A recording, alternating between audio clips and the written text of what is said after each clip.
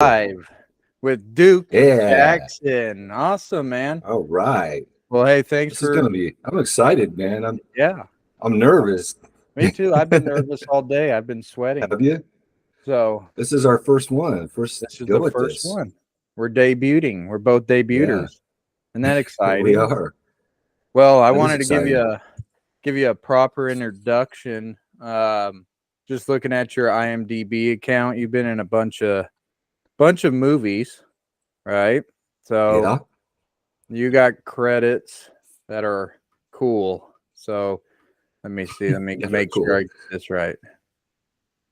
I mean, you've been in a lot of stuff. So right here, it says, Yeah. here's your credits. You've done 139 stunts. You've been an actor in 35 episodes. You've been a director in 4. You've been an editor, camera and electrical department, writer, producer, cinematographer, and it says 1 for additional crew. So you got the quite the resume, man. And I went Yeah. through some of these. I didn't even realize you were in some of them. Yeah. I know that's a lot of people don't. I don't think most of my friends and family have no idea how much I've been in or what I've done. I typically just don't talk about it that much, but I've been blessed to be in a lot of stuff. Yeah, I mean, the other day we were watching Divergent, and Yeah. I wonder if Duke was in that. Any movie we watch, we're like, has Duke been in this? Has he been in Right. this? And your list is huge. We did watch the what was the movie you were in with Nicolas Cage recently? Willy's Wonderland. Yeah, we watched Yeah. that. And I didn't. What'd We were trying what'd to you think? guess. Yeah. Oh, it was awesome. I actually liked Yeah. it. I think it was better than Five Nights at Freddy's for me. I didn't see Five Nights at Freddy's, but yeah, I don't know which concept came first, but we can Willy's Wonderland was that was filmed in 2020, so it's been 4 years ago that we Really? did It that. looks like Yeah. it was released pretty early. Well, Five Nights at Freddy's came first, so it was a video game, and then they turned it Oh, right. into a Okay. movie. Yeah. So But I think they probably ripped Willy's Wonderland's probably a rip off of yeah, that. And I yeah, think it was better though. I really do. But yeah, you've been cool. in you've been in the new Insidious movie. You've been in the new Echo Marvel movie. Well, show, right? Mhm. It's a show. The TV series, yeah. Yeah. And then Loki, which I'm super excited about that. Oh, Black did you see my Adam. Yeah, you I see saw my your shirt, shirt. dude? I Yeah, wore it's that for pretty you, sweet. bro. Awesome. I am so excited. Well, so yeah, so if people want to look you up and watch your videos, where can they find you? Do they just watch it on IMDb or do they go to YouTube and look at your reel? Yeah, IMDb is the easiest place. Duke Jackson. I think I got 4 reels up there, from Okay. acting to driving to horse riding to stunts and stuff. Right. And I'm on YouTube too. You can just yeah, just Google Duke Jackson stunts or something like that, or acting. It should bring some video of me up probably. Okay. Awesome. Well, it's time to get into it. Let's see how All right. I want to know how you are the person you are today, where you came from, where'd you grow up, and then what kind of led you down to this path of becoming an actor, stunt double, stuff like that. Okay. Wow, that's a lot. We could pick it apart as we go. Okay. Uh, you said, like, where did I come from? Yeah. Right. Yeah. Or where'd you grow up? Um, where I grew up. I grew up in Golden, Colorado, famous for Coors. That's kind of what put it on the map. It was an awesome little gold mining town back in the 1800s, and it's nestled right between Denver and the Rockies as you start to go up into the Rockies, and it's a beautiful spot. Great place to grow up as a kid. I was really fortunate to grow up in such a beautiful spot, and – at that time, and in that place. So, I grew up there. I was I was born into a pastor's family, so I'm a pastor's kid, or they call us a PK kid.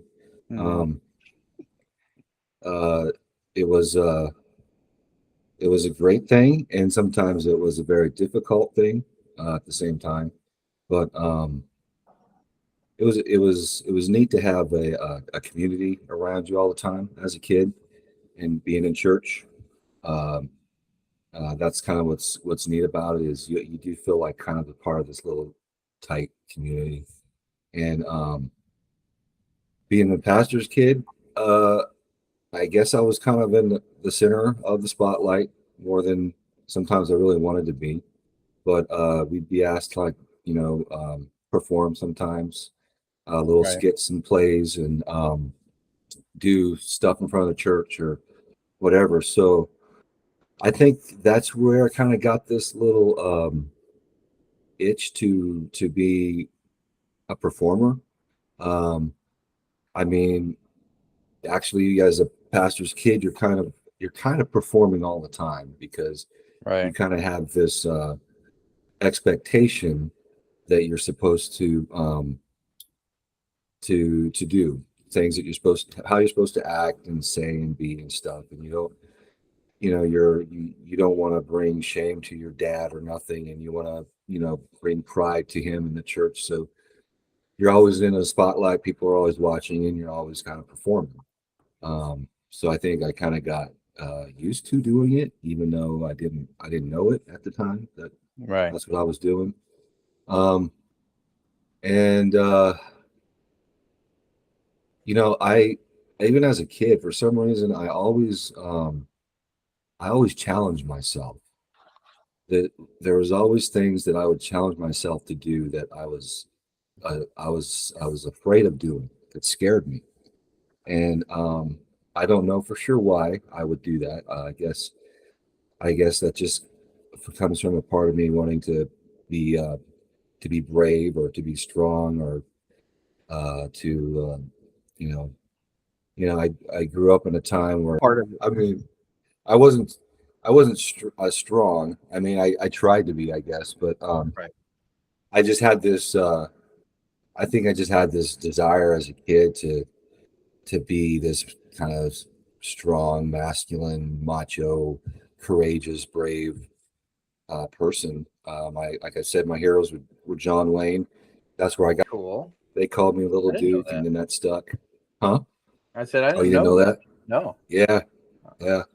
You know what's funny? You Um, say you try to be a masculine man. You are a freaking masculine man. I mean, look at your mustache. Like you have like a very tough guy face, and so like you fit that very well. It's yeah. weird that you felt you weren't masculine then. You're like a pretty masculine guy now. Well, yeah. I mean, when you're a kid, and thank you for the compliment, Yeah. by the way. I do get a lot of bad guy roles, Yeah. so I guess I have a bad guy face, or I don't know. But anyways, well, when you're a kid, though, you don't know. You don't know what you're going to be like as when you grow up as a man. You don't know what you're going to be. And you're always trying to prove yourself to other kids. Um, and even to your own family. I think that you're growing up, and I can handle myself. Um, so yeah, I was I was very small for my age, though. I mean, I was about average until I got into junior high, Mhm. which is the worst time to be small for your age. And I was probably, I know I was under 5 foot tall when I was in eighth grade, and under 100 pounds. And that was not until 10th grade when I started to grow. And so I was bullied in junior high, and Oh, really? I was always having to prove that I wasn't just a pushover just because I was small, and in whatever way I could. So, and then when I was even younger than that, I was chubby. So I went through a chubby stage, when I was about 8, 9, 10 years old. and I got bullied for being chubby. But I mean, I was strong too. Like my dad took me to the gym. He started me lifting weights when I was probably, I mean, 5. I don't know. I mean, we went to a little gym, so they would let the kids kind of come in and hang out with the parents. And my dad taught me how to do bench press and curls and all that kind of stuff. And I would go with him and his buddy, and they'd be doing these big weights, and I'd be over there trying to do what I could. Right. And I was pretty strong for my age. Kids didn't lift weights back then, so that was kind of rare. Um, and I loved the Incredible Hulk. That was my other favorite hero as a kid was the Hulk. Lou Ferrigno. I mean, that'll always be the real Hulk to me is Right. Lou Ferrigno. But He was a good yeah, Hulk. man, huh? I said he was a good Hulk for sure. Well, he was. There wasn't no there was no CGI. Let's put it that No, way. it's just He was the steroids. real deal. Yes, It was the steroids and the real rage. right. You got it, man. But yeah, dude. I don't know. I just always like challenging, scary, adventurous stuff, and I kind of was natural to performing to a point. So when I got to about college age, that kind of high school college age, I was into martial arts. I did kempo karate, and I I tried bull riding a few times, and that I almost did get killed. I think pretty close to being killed bull riding. So How'd I was you like, this almost? is How stupid. much did you almost get killed? Did you like get? Well, Did you get? so a friend of mine, what's that? I said, did you get tied up in the rope or? No, no, nothing that spectacular. I was having a friend film it on his little, you know, high 8 video camera back then, and I got out, got in the chute, get out, the bull starts bucking, I'm on for a few seconds, whatever, he bucks me off, and then I hit the ground, I'm face first on the ground, and it took me like a second to, you know, whoa, what's going on? And in that second, the bull had swept his horns right over my head, inches, like inches over my head. And then his back end came around and his heels went just like, you know, millimeters over my head. And I didn't even know it. And then I was like, "Ugh," and I get up and, run to the fence and whatever until I went back and watched the video. And I was like, oh my gosh, dude, that could have messed me up big time. And I didn't even know it. And I'm like, it's just too risky. It's too risky. Plus, I'm not the right build. I was about 6 foot already by that time and had put some weight on. So Right. bull riders are typically really wiry, guys around 150 pounds, So Yeah, I thought I was meant for it too. You know that I bull rode for a little bit, yeah, I right? remember you saying something about that. Yeah, Yeah, I fractured my knee. I you fractured did. my well, Wow. so it makes a pretty much like a cross across my kneecap. Yeah. So now I didn't bull ride like some other friends did. How I bull rode was you can't do it. Okay, watch me. I'll get on one.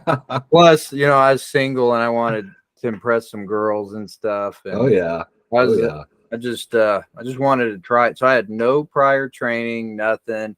Made a bet with a bunch of my friends and then it was called the Bad Boys Bull Riding in Canyon at the rodeo ground. So I was like, okay, let's go for it. So I entered in, got on my first bull, got bucked off in 3 seconds, and they're like, "Told you can't do it, dude." And I was like, "Well, there's 2 more weekends, so let's go." So So when that they say can't do it, they meant stay on 8 seconds. yeah, They didn't just mean go out and ride a bull. yeah, They they mean you they have to they stay on wanted the me, eight yeah, seconds. 8 seconds. They Wow, wanted me to do eight that's seconds. that's that's hard, dude. Yeah, Really so hard. 3 seconds, and the guy in the chute told me that I didn't sit up on my rope. I was like kind of leaned back. I Mhm. didn't know what I was doing. I rode a mechanical bull. So that I was thinking of it as a mechanical bull, like whatever, get in there. And nobody Yeah, teaches you anything. They just want to see either no, get killed or just get bucked off and get the wind knocked out right. of you. So I had all the cowboys, just picking on me and whatever. I was like, dude, I'm going to ride one for 8 seconds. I'm going to do it. Next weekend comes. I last about, I think it was 6'8". Yeah. So Wow, 6'8". So I got that's closer. pretty good. Yeah. Yeah. I Then the mean, last, people have never done it. They don't know how they think no, like, oh, 8 seconds. 8 seconds feels like 5 minutes. minutes up there.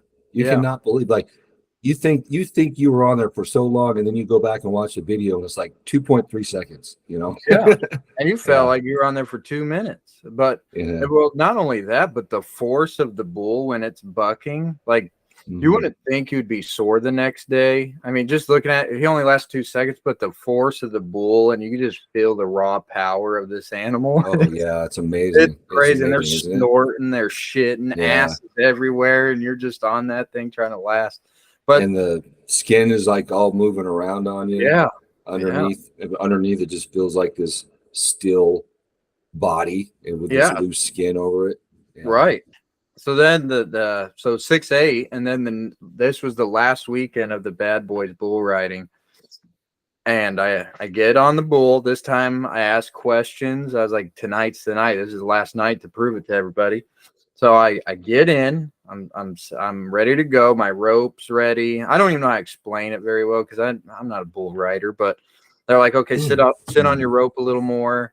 They're like, okay, now this bull likes to twist and turn. So I was like, okay, whatever that means. We're just gonna go for it. So I remember putting my hand on the chute and I'm sitting on my rope and I nodded my head and off we went. And like I said, it felt like a lifetime.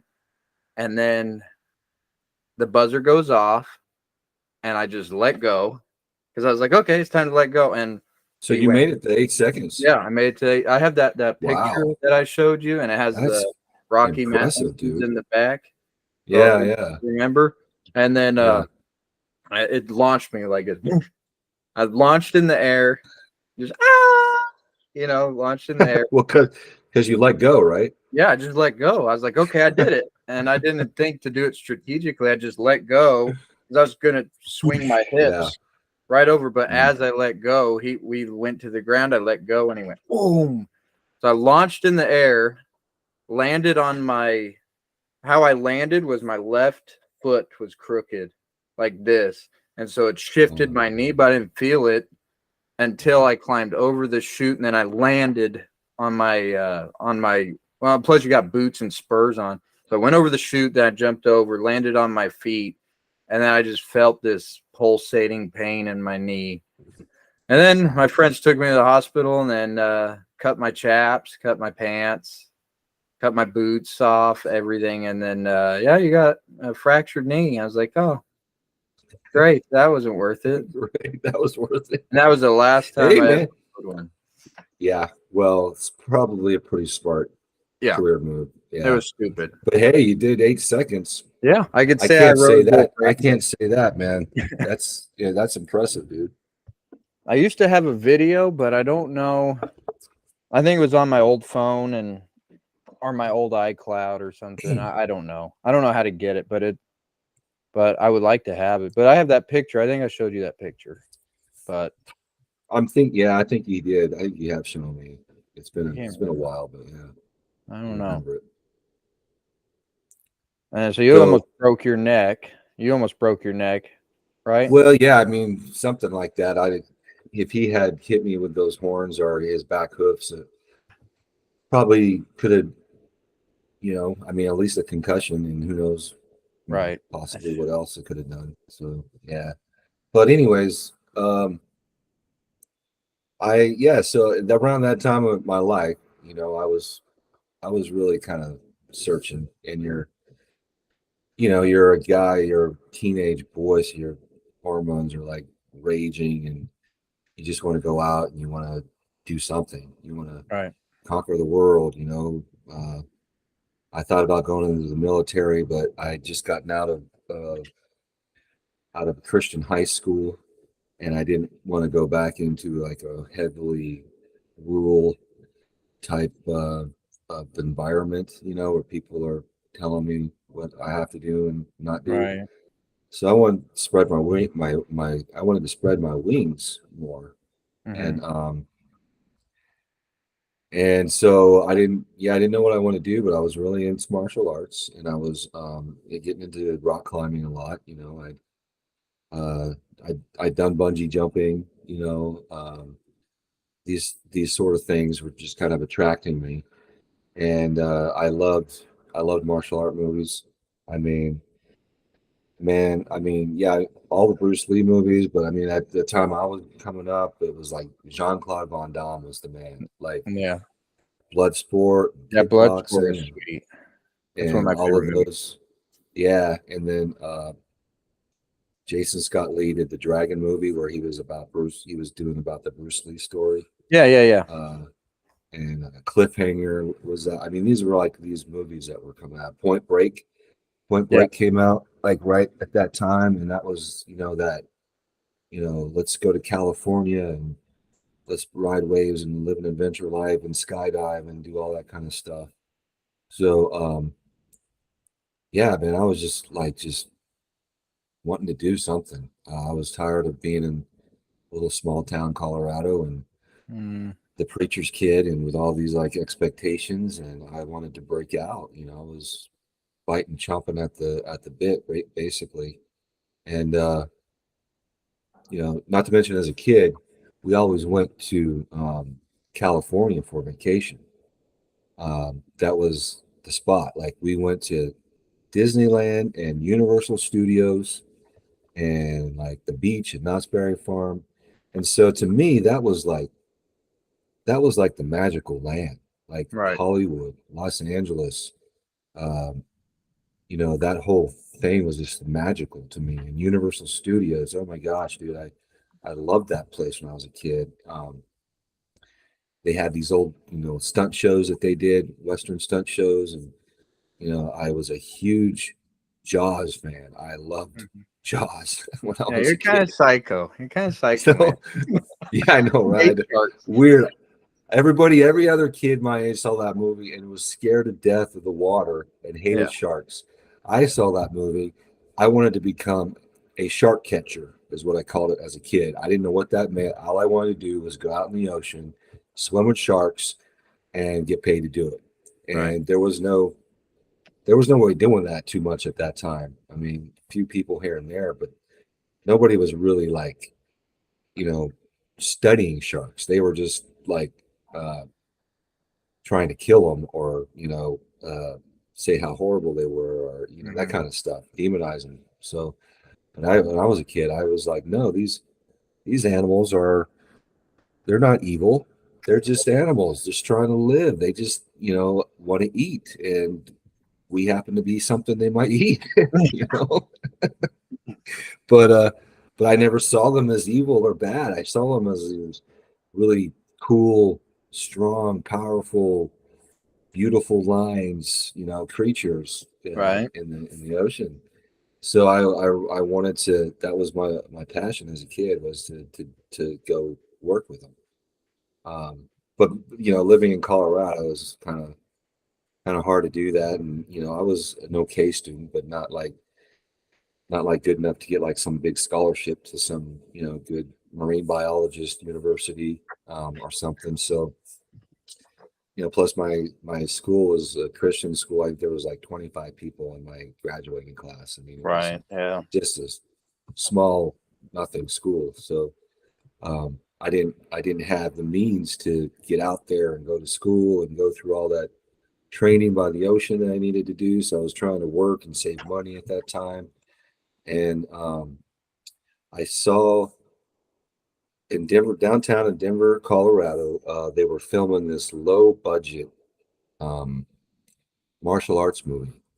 And I mean, this is back in the day when they used to pump those like low budget arts movies out all the time, and they were crap pretty much. But I was so infatuated, man. I saw like right in front of me for the first time. I saw like stunts and guys Yeah. doing the whole fight choreography, like working it out and doing the steps, and then Right.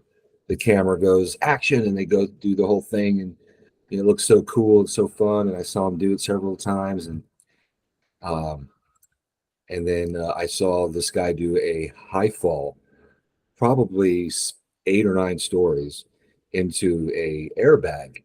Right. Um, and man, I saw that and I was like, that is just the coolest thing ever, Mhm. Uh, and I mean, I grew up, I watched The Fall Guy and stuff as a kid, and I thought it was cool, but I wasn't thinking stuntman when I was a kid, really.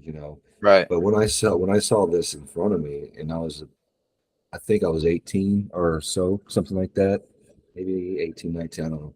And I saw that in front of me, like something just clicked in me. Something was just like, that is that is what I got to try and do. I just got to. It's like I didn't even have a choice. It was like it was so. Oh, I just wanted to do it so bad. Um, so from that on, I was trying to find ways to make this happen, and it was a long, long, long road from Colorado, from Denver, Colorado, to making it into the stunt business. It was a long road, lots of lots of rejections and lots of turndowns and lots of uh, disappointments, I guess you could say. A lot of that kind of stuff. When did you get your first gig? When did you like how'd you feel when you got your first gig, and what did you do to get your first gig? Were you just auditioning like crazy and then they're like, "Hey, this guy's got something," and then they threw you in, or they're like, "Ah, we just need a replacement." It's a little stuntman joke. We just say, "How did you get into the stunt side?" I just kind of fell into it. Yeah, well, there you go. I mean, that works perfect. uh, so man, yeah, it was never like people think that you're just gonna like get, like people that don't know movies and stuff or Hollywood that much. They're like, oh, they just got discovered, and then it's this from one day they're nobody to the next day they're like, you know, working in the movies. But it's a lot different. It's lots of little baby steps, Right. along the way. For me, I went to an audition for a very small amusement park in Denver, Colorado called Elitch's Gardens, Yeah. and it was a rinky-dink, smallest, stupidest Western stunt show that you could imagine. In this little corner of the park, is probably seat like 20 people around it. And but I saw in the newspaper the ad for auditions for to be a stuntman, and I was like, what? So, and this was just maybe a few months after I watched the movie happen, right? Mhm. So, yeah, I went to audition for it, and very very first audition I went to, and my mom came with me because Mhm. she wanted to jump in on it. She thought it would be Right. fun to do stunts too, and I was like, all right, okay. I thought it's kind of my thing, but Yeah. okay. So she came along to the audition, and they loved her. She got hired like that, and they didn't want to hire me. Like there was, I don't know, 10 people at the audition, and they Yeah. didn't want to hire me. And I'm like, okay. So I'm walking out all dejected or whatever, and one of the guy comes running out, and he goes, "Hey, no, we really liked you. It's just one guy. He's kind of the head guy didn't really want to hire you, but we talked him into it. So we're gonna hire you." It's like, "Oh, awesome, cool." So then I got hired, and they wouldn't let me train any stunts. They made me run the soundboard the whole summer, and it wasn't. Soundboard is really a bad analogy. It was one of those old drum machines that plug in that go Right. like you could play. Yeah, yeah, That yeah. was plugged into huge speakers on the side of the stage. So whenever they would throw a punch or a kick, I would sit there and hit the different sound effects. Oh And my I remember the one for the nut shots was a breaking glass one. So I'd have to yeah. hit the breaking glass when the guy get kicked in the nuts. So yeah, so they wouldn't even let me on stage. And but I wanted to learn it so bad. I was having all the other guys like work with me on, do the fights and learn the dialogue. And I had the one guy teach me how to do the high fall, which was, like 20 feet, from the top of the building into, um, I kid you not, it was mattresses that we Hmm. got from the Goodwill, and we put banana boxes underneath the mattresses, and we staggered them. And we used banana boxes because they could crush at just the right amount of pressure. They weren't too hard or too soft. Right. And we would put a mattress on top of those cardboard banana boxes, and we would jump off the top of the building into it, and that was our high fall pad. That's So crazy. Did it yeah, it hurt at was all? Like when you did that, did it? Could you feel the impact? really, it was a pretty soft landing, dude. I think this was an actual thing that this real stuntman had come up with like years ago before Right. like pads and stuff. And it was actually a very surprisingly soft landing. Were you But you still worried have at to all? land. What's that? Were you worried at all because you saw the banana boxes and then the Yeah, mattress and you're like, this I is was what? very worried. Very Yeah, I worried. Like can. I was very scared of the fall, but I wanted to learn it so bad. Um, because there's a certain timing to it. You go head first, but you have to land. You got to rotate and land on your back, and you got to land flat. Because if you don't land flat, then you are going to mess yourself up. If you go too far and hit your feet first, you're just going to, your heels, your back is going to get messed up. If you don't go far enough and you land on your neck and your shoulders, you're going to mess up your neck and your shoulders. Could break your neck. You don't want to do that. So there's a timing. You got to just land everything as flat as possible. So I was scared learning the fall because we didn't have like stages really to Right. start low and go up.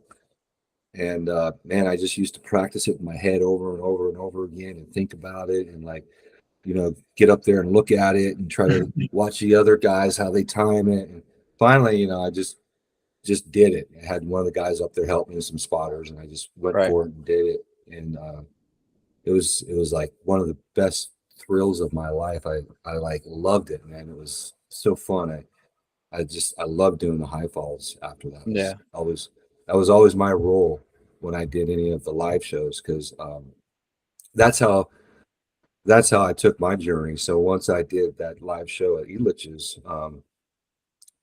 uh, I uh, I met some guys and we moved to New Mexico, and we were going to try to get into the movies in New Mexico. And Hmm. this was like a year after that. Um, and it was, just a bunch of guys wanting to do stunts who'd done a few stunt shows. We had one bull rider and, whatever, the martial arts guy with us. And we rented a house in New Mexico because they were filming down there. This was in the year 93. So they were filming a bunch of movies and westerns in New Mexico. Right. And, it was just go for it kind of thing. So, we put up a high fall tower in our backyard with scaffolding, just, built it, dug a hole for the mattresses and the boxes. So we have our own high fall tower to practice on. And we just would practice doing fights. And one guy bought a book that said, I think I still have that. I have that book somewhere, but it's how to be a stuntman. And it's like about this thick. And it's like from the 80s. It's so funny. I should have found that book for you. Oh, it's all But good. we read in this book how to do fire burns. So we went and bought all the stuff to do fire burns, and we would light each other on fire in the backyard and practice that. Um, and it was a lot of fun. I didn't get any stunt work that year, but I was asked to audition for a role in like an acting role in this cowboy movie called The Cowboy Way. And That's such a good movie. yeah, yeah, you like that Yeah. movie? Yeah, that's a Yeah, good movie. yeah. It's a fun movie. I know why With you don't like it so much, though, huh? There's a reason. no, I mean I liked it. I thought it was pretty awesome. Yeah. Uh, Kiefer Sutherland and Woody Harrelson. And so I get this audition to be a rodeo cowboy, where I got to Yeah. say these lines behind the rodeo shoes. Yeah. And dude, the first thing I've ever auditioned for. Well, no, I auditioned for the live stunt show in a Right. rinky-dink theme park, and I didn't get it. And then I auditioned for a speaking part in a movie with Kiefer Sutherland and Woody Harrelson, and I Hmm. got the part. Yeah. And I never auditioned. Like I just came there like as kind of me at that time, you know, Right. and just talked to the guys like I would to talk to my stunt buddies or rodeo buddies or whatever.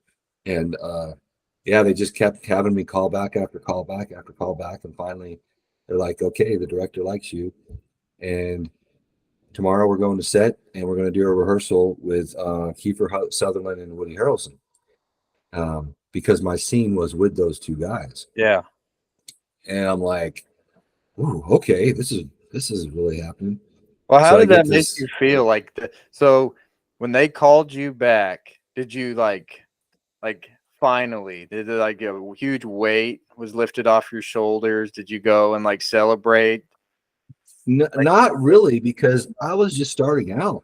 yeah. Really, like this was just like this huge, like it was exciting, Right. but to me, it was like I remember even at that time, I'm like, this is how easy it is to get in the movies. Mhm. Like, wow, okay. Um, but then when I was going to be in the scene and meet those two guys, then it was kind of like, oh wow, this is reality. This is really happening. Like pinch yourself kind of thing. And I got to the set and I walk up and there's Kiefer Sutherland there, and he turns over and he shakes my hand and he goes, Kiefer, nice to meet you. And you want to go like, yeah, no kidding, you're Kiefer Yeah. Sutherland, yeah, like you have to. It's like you have to even say your name, Mhm. That's what I'm thinking, as this Right. kid. But and the same with Woody. It was a little overwhelming at first when I'm there working, saying lines with these two guys, But I was getting through it. I think I was doing okay. But then the director comes up to me and he pulls me aside and he goes, Duke, I got some bad news. He goes, so you see, Travis Tritt wants to be in my movie, and I don't have a role for him. Yeah. So he's going to get your part. I'm giving him your role. And it wasn't a huge role. It was just a cameo. It was like 5, 6, 7, 8 lines. I don't know, but it wasn't. It was just this rodeo cowboys making bets behind the shoots and Right. stuff. And I was like, oh man, that sucks. So I thought like I was just getting ready to walk off the set. He's like, oh, whoa, whoa, no, no. He goes, first of all, you've already on contract. We own you for 3 days, so you're Yeah. not going anywhere. And he goes, second of all, I really like you and what you do. So I'm throwing you these few lines over here that weren't really, I don't think they were really part of the script. And Hmm. where it's just me and Woody Harrelson, behind the rodeo shoots, watching Kiefer do his ride and everything. So even though I missed out on the more lines, I got a real like cool scene with just me and Woody like right there together. Um, and so that was so exciting. And I got my SAG eligibility from that, which is called being Taft Hartley. And when they told me that I was going to be Taft Hartley, I thought, oh, that doesn't sound good. What is that? What's going to happen to me? But that just is some guy's name, but it means like you can join SAG. That's cool. So yeah, yeah. So then I spent many years, I mean, doing construction jobs or whatever after that, because I got that one big cool lucky break, and then after that it was like nothing, for you for several years, and then Years? It took years after that? yeah, yeah, yeah, And but because when it was that many years, like what, about 3 years, maybe 2 years, and you were probably still auditioning, still, right? well, I left in Mexico, Probably like I stayed there a few more months and did some auditions and did some extra work, but I didn't get anything like really, and it wasn't going anywhere, and I was kind of running out of money, so I left and came back to Colorado. And then they weren't shooting. It was like that year, and then they kind of slowed down. So then I'm in Colorado, and there's really nothing um, there to do. And so the whole time I'm thinking I got to move from Colorado. Um, so the next year, must be '94. I uh, I went out to Las Vegas for my 21st birthday. Um, and while I was out there, I went to MGM Studios, which was a theme park out there at the hotel, and Okay. they had a this really cool pirate stunt show at the theme park. And so I watched the show and was like, oh man, that would be so fun to work in this pirate stunt show in Las Vegas, you know? Yeah. Like how, oh, that would be so exciting. So I went up afterwards and I talked to the stunt guys and talked to the guy that was happened to be kind of running the show. And he said, well, you know, and I gave him my headshot too. He goes, well, you know, I'm getting ready to do a show in Taiwan and I need stunt guys. I need, young, hungry stunt guys to go to Taiwan Mm-hmm. and work in this Western stunt show. And I was like, Taiwan. Well, that wasn't really the direction I was thinking, but hey, it's traveling the world, it's getting to see China and Asia. Yeah. Like I was really into martial arts at that time, so I'm thinking, oh, cool, I'll like be over in Asia, and um, this is my first time. I'll just be in a totally different part of the world, my own person, doing stunts. And so I drove. Uh, we went back from vacation, and then at the time of the audition, me and my dad and my brother-in-law, your father-in-law, Yeah. Jeff, drove to California, and I auditioned for this stunt show. And I mean, I did a good job, but also the fact these guys are like, you what? You drove to Mhm. Colorado to audition for Yeah. this? And they're like, man, how can we not hire you? Right. And so I got hired to go to Taiwan and do a Western stunt show in Taiwan at this theme park, and it was based on the old Western stunt show that they did at Universal Studios for many years. It's like three band kind of simple comedy show, and we kind of changed it around a little bit, and we went over there and did the stunt show, and yeah, they loved us. They loved cowboys over there, and they loved Right. you know, guns and Westerners, and I had long blonde hair. They would always like be touching and stuff, and I've heard that Asian people really, well, Asian culture, they really love country music and karaoke yeah, and like what, yeah, yeah, Western cowboys, they do. Wild They had kind of West. a bluegrass band played in the Yeah. park and stuff. Um, yeah, they loved it, and I loved being over there. It was cool. Yeah. It was in many ways it was this time in my life where I was really on my own, away from my family and from any watching eyes, you know.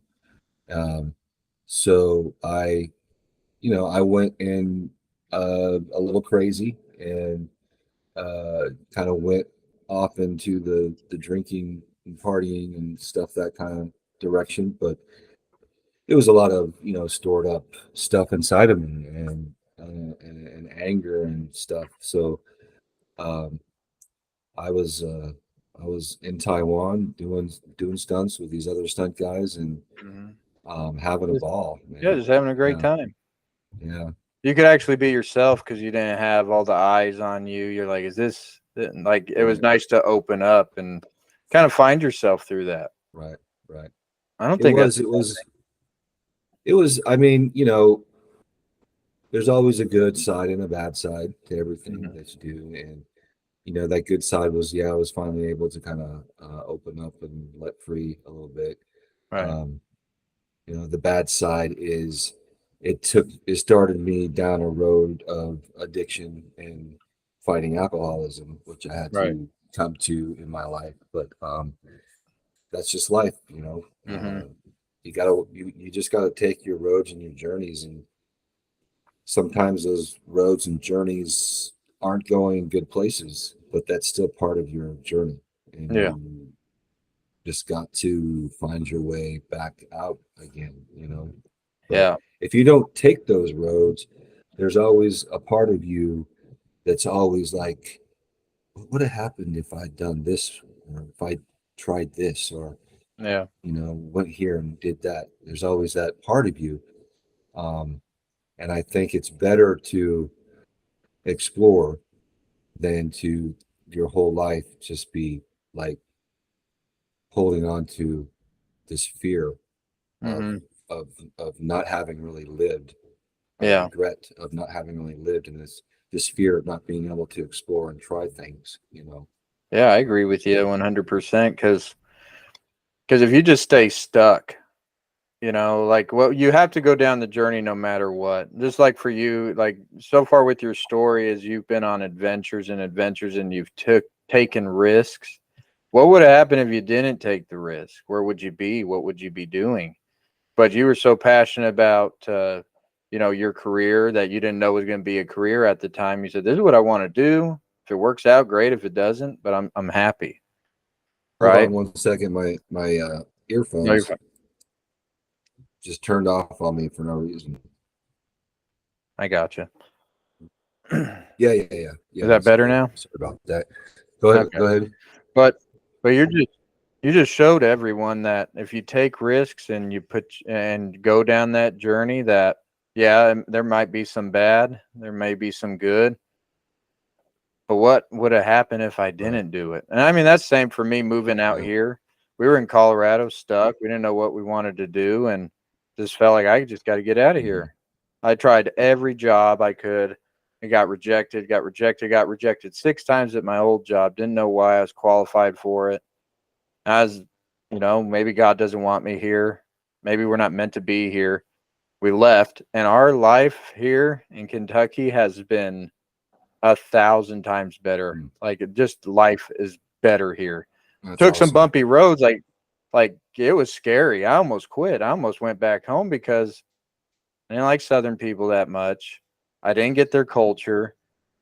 Uh, I got bullied a little bit just because I was out west and I'm down in the south, and they would tell me to wear shorts and go walk through a field and stuff. They're like, "Yeah, just go eat that field," and I'd get chigger bites everywhere, What and they'd jerks, man. laugh and ticks and like stuff I didn't do. But I did gain their respect because I always worked hard no matter what. But if I didn't take that risk to move out here, I think we would have been in a worse situation. So Yeah. taking risks does Yeah. matter and not Yeah. being afraid. Well, being brave because doing things is scary. Yes, it But is. It is. like what you just said, you just told everybody like part of your story, and your whole story is about taking risks and showing up no matter what and being the best you can do. You know. Yeah. Um, you're exactly right, man. It's about taking some risks and and stepping out on yourself, I guess you could say, where you're not in a place where the people that you could depend on your whole life, and also the people who kind of controlled you your whole life, um, aren't there to bail you out, but they're also not there to tell you no. Hmm. So you have to learn how to, if you do something, then you got to deal with those consequences. Right. And so that's kind of what I had to go through. Was I had to deal with some consequences because of what I did, and um, that's that. That's part of life. But you want to if you want to try some things, and some of those things might not be so good, Mhm. you will have some consequences. Oh yeah, for sure. That's all there is to it, you know. But but then also not trying it because all these people are telling you not to is also not really living, I guess. Mm-mm. You know what I mean? So I agree. yeah. So I don't know where what am I answering your questions good, or Yeah, yeah, man. am You're I doing great. sticking to the direction that you want Yeah, to we're going go? perfect because Okay. you talked about your journey up. We're in Taiwan now. Now I want to get to you're my favorite superhero. You were Batman at a Universal Studio. I want you to tell that story. So Okay. was All that right. like part of the Taiwan, like when you were in Asia, and then you kind of went over to It's kind of, I mean, it's close. Like when I came back from Taiwan, yeah. um, that's when I started doing the stunt shows in California. Not Okay. too long after that, so I went from, I've got some money now. I'm going to go out to LA. I bought myself like a an old junky 1970 something trailer and a 77 Chevy truck, and I went out to Los Angeles, and I parked in an RV park out there with another buddy who was a stunt guy who came from Colorado, who was like, "Hey man, you got to come out here and let's try and do this." So this is this is 95, 1995, and we're living in Northridge, California, which is where they had the big Northridge earthquake. Right. And I moved out there. Just a quick little side story. I moved out there um, like 6 months after the big earthquake hit. And my dad, he came out, he took the road trip with me. One of the best memories I have, me and my dad spend time together. But we took the road trip out there, and as we were driving closer and getting closer and closer to the RV park, there was big piles of debris on all the streets corners where Hmm. people just took all of their earthquake damage and just piled it up in big piles, and then the city would come and like remove them. So these piles are just getting bigger and bigger. And my dad just keeps looking over at me and keeps looking over at me, and he's like, "Are you sure you want to live out here?" And I was like, "Yeah, I want to live out here. I love it out there. It's awesome. I love California." And he's just like, "Well, you know, they just had this huge earthquake." And I'm like, "Yeah, but you know, now they've had it, so it's over. So what's the chances of it happening right here again?" Yeah. And he just takes a beat and he looks at me and he goes, "You have heard of aftershocks, haven't you?" And I was like, "Oh, yeah, I didn't really think about that." So that night, we're in my trailer. We got set up and we're sleeping in the trailer. And that night, it felt like four huge guys were on each end of my trailer, just going, rocking it like, you know, as hard as they could. And me and my dad woke up out of sound sleep, and it is the trailer's going like this, Uh-huh. and finally kind of settles down. And I'm looking at him, he looks at me, and I go, "Aftershocks?" And he's like, "Yep." And he's like, "You still want to stay here?" I'm like, "I do." And so he went on back and left, you know, left me there, and I stayed there, and I tried my hardest to, you know, get into stunts, and it was very, very hard. Like there was no internet back then, and Hmm. nobody wants to tell you how to do it.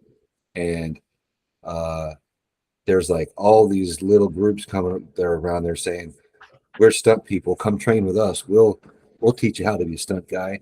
And Yeah. most of them are nobody groups that are like they don't even know what they're doing. Right. Um, and I mean, we got involved with a group like that once, and they they got the permission to do a live show at the Pasadena Arts College at the graduation, and this is a place where a lot of directors come out of. Okay. So they're like, "Oh, cool! This is a great chance to show our stuff in front of future directors. And so we go there to prepare the stunt show and get some fight scenes worked out. And then this one guy who's the leader, he wants to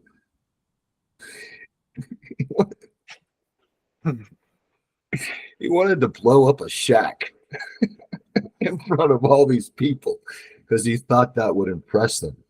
So he has this welded together like metal box, and he digs a hole in the ground, and he built has this build a shack around it.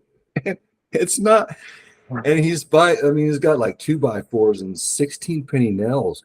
And me and my buddy are building this, and we're looking at each other, and we're like, "This is going to blow up because this is going to be really dangerous." Yeah.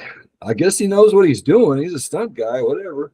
Yeah. So we build this shack, and basically the guy had gotten his hands on a bunch of black powder and knew how to pack it and some gasoline to make the flame effects and whatever. And he's riding in on a horse, and he jumps off the horse because the guys are after him, to shoot and kill him. Runs into the shack.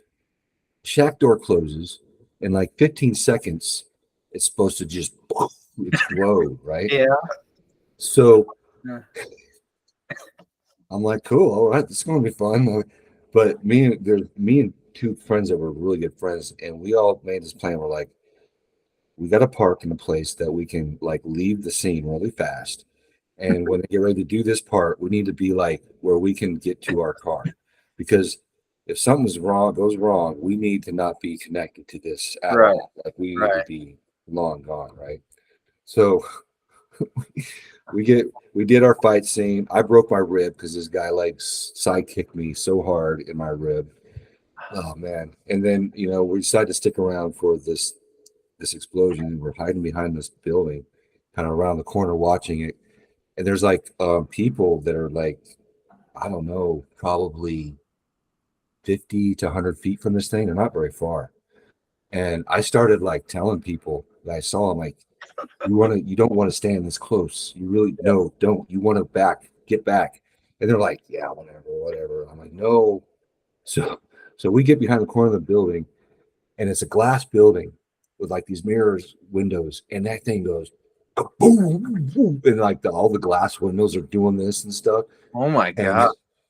and I ducked behind the building, and I'm watching like the crowd of people, and there's debris flying over the tops of the people. And I'm just thinking to myself, oh, that stuff is like 16 penny inch nails and 2x4s. And oh my, I'm like, luckily, I don't know how, nobody got like seriously hurt. I think some people got some scratches or whatever. But I know, and then the guy that went in there, oh man, he was messed up so bad because he's just in this little box. So the concussion, it still gets you, even though nothing else does. He came out there, he couldn't walk. So me and we're like, okay, that's it. Don't train with these people anymore. Yeah. Don't connect to them, and I'll get away from them. But you meet those kind of people out there. There's tons of them. So we had to learn the game. We had to learn who to train with, and I learned how to do this technique, which is called hustling. And it's a complicated thing where you get information about movie sets, where they're filming, and then you have to go and you got to get the information on who the coordinator is, and then you have to get what's a Thomas guide map, and find out where in this whole big city they're filming, and then you take all the time to drive out there, and sometimes nobody's there, sometimes the Right. guy you want to meet's not there. It's just was a really time consuming, difficult way to do it back then. But we tried. We did. We spent that whole summer, man, doing every audition, learning how to hustle, training with people, and we I ended up we just couldn't even afford the rent at the RV park. I mean, because it gets so expensive, and we weren't getting any money. So we found a vacant lot because in the middle of the valley, found this vacant lot that this guy would let us park our trailers on Uh-huh. because we started working for him as a maintenance in the apartment building next door. So we were living on a vacant lot in the middle of Los Angeles, and we had to connect hoses to the street, the street water in the Yeah. street, and that's how we got our water. And Oh we my. would sneak off of the neighbor's power supply. We'd sneak extension cords to power. But we lived like that for a few months, and then my buddy had a generator, so we buy him gas, and we spent all our money on beer, and like we we would buy beer even over toilet paper if we needed it, because we Oh, figured I could use an old sock for yeah. that. Yeah, just So yeah, just push, pinch, clean. You're good. That's it. yeah, right. Here. So the uh, more you describe your story, the more I'm happy I never wanted to be a stunt man or grind. That sounds that sounds hard, but that's what makes your story super cool because I mean all your credits on here. I mean it's awesome. yeah, You're in a lot of it movies. was there was a lot of back work that went Yeah. into those credits, and I finally had to move from that RV park to the other. I just ran out of money, Hmm. and uh, I was like, I felt like I was not getting anywhere in LA, so I decided to go back to California. I remember the deciding night was we were all sitting around in lawn chairs with the lights on from my buddy's generator, and listening to this radio show called The Love Line that was like really popular back then. And we're listening, and all of a sudden he runs out of gas, and all the power just goes. "Vroom." And I like look over to grab my beer, and I'm out of beer, and I just looked at my buddy. I'm like, you know what? I'm done. I'm out. I'm going back to Colorado. I don't blame you. And the next day I got up and left, and then I kind of thought, oh, that's it for stunts, right? And then the guy that I worked for in Taiwan got a show in Denver, Colorado at the theme park, and he wanted me to come work for him because I wasn't planning on like doing it anymore. So it's almost like you do all this stuff, you work hard, you make all these sacrifices, you do all this stuff, and then nothing Yeah. happens. And you get all discouraged and you're like, that's it. All right. It's not meant to be. And I would start down another direction. And then all of a sudden, the guy that I used to work for just gets a job down the street and wants me to come work for him and paying me more than I was getting doing construction. So I'm like, okay, yeah, why not? Sure, let's do this. So I went and did a stunt show in Colorado in '96 again. And while I'm at uh, the show is over and we're sitting there, cleaning up our props on the set. And these three guys just kind of step over the crossing between the area and just walks up on the set towards us. And we kind of all look at each other like, what are they doing, right? And I was like, hey guys, sorry, this is a set. You're liable. We can't let you guys come up here. Right. And they're like, whoa, whoa, whoa, no, wait, hold on a second, guys. We're gonna film a movie here, and we're gonna use this set, and we think you guys are perfect. Do you guys want to be in our movie? And like this is like no, this doesn't happen. All right, Right. nobody. No, I was in Hollywood. I was hustling sets. I mean, nobody just comes up to you and says, "Hey, we're gonna make a movie. You guys would be perfect. Do you want to be Yeah. in our movie?" And we just all looked at each other and were like, "Sure, yeah, let's Yeah. be in your movie." They're like, Right. they're like, "Okay, great. We'll be in touch. We're gonna be back in a couple of months to film this." And we're like, "Sure, yeah. Well, we'll Did never they see even you have a again." business card or anything? They're just like, we'll be back. I don't remember. I think they might have given us a card. I don't remember. But anyways, it ended up being a real deal. And they came back and they shot the movie Three Ninjas High Noon at Mega Mountain. And they Uh-huh. needed a theme park because the terrorists take over it. So our theme park was the theme park they used in the movie. And they saw us doing our stunt show and decided to put our stunt show in the movie because it would just go so well with the Right. theme. So it was a real thing, and they came back and they actually uh, hired me to, basically do what I was doing in my stunt show, but on camera, and get paid a lot more money for it, and do the fight, do the high fall scene. And then even after we did that scene, they brought us back to do other stunt work where they changed us and put us in wigs and dressed us up differently. Right. And man, to me, I was like, this is a miracle. Like nobody just comes and asks you to be in a movie because I was already done. I thought I wasn't going to do stunts, and then back to back, these two things just like sucked me back in big time. And it Yeah, was it the first shows on time. here in What's that? 1998, Three Ninjas High Noon at Mega Mountain on your Yeah, IMDb. I thought I saw it. I just yeah, wanted to make sure. 1998. yep. That's crazy. 98 is when it came out, but they Yeah. shot it in 96 Oh because wow. it took a lot longer to make movies back then. But it was 96 is when they actually shot that movie. And it says, But yeah, you're stunt cowboy. Stunt Cowboy, yeah. Yeah. Awesome. That's so cool though. Yeah. Yeah, man. It and from there I was like, well, okay, I'm gonna do stunts again now. Look at Yeah. this. And then I got another credit because another movie came into town, and I was getting all excited now. And so um uh but I still like to do the live shows, and a buddy of mine had gone and done this live show in Japan, and Hmm. he just said how awesome Japan was because I was with him in Taiwan, and then he went and did this other show that paid a lot more money, bigger scale in Japan, and he Right. was just saying how awesome it was. So I really wanted to do that live show too. So I went and auditioned for it a couple of times, I believe, but I didn't get it.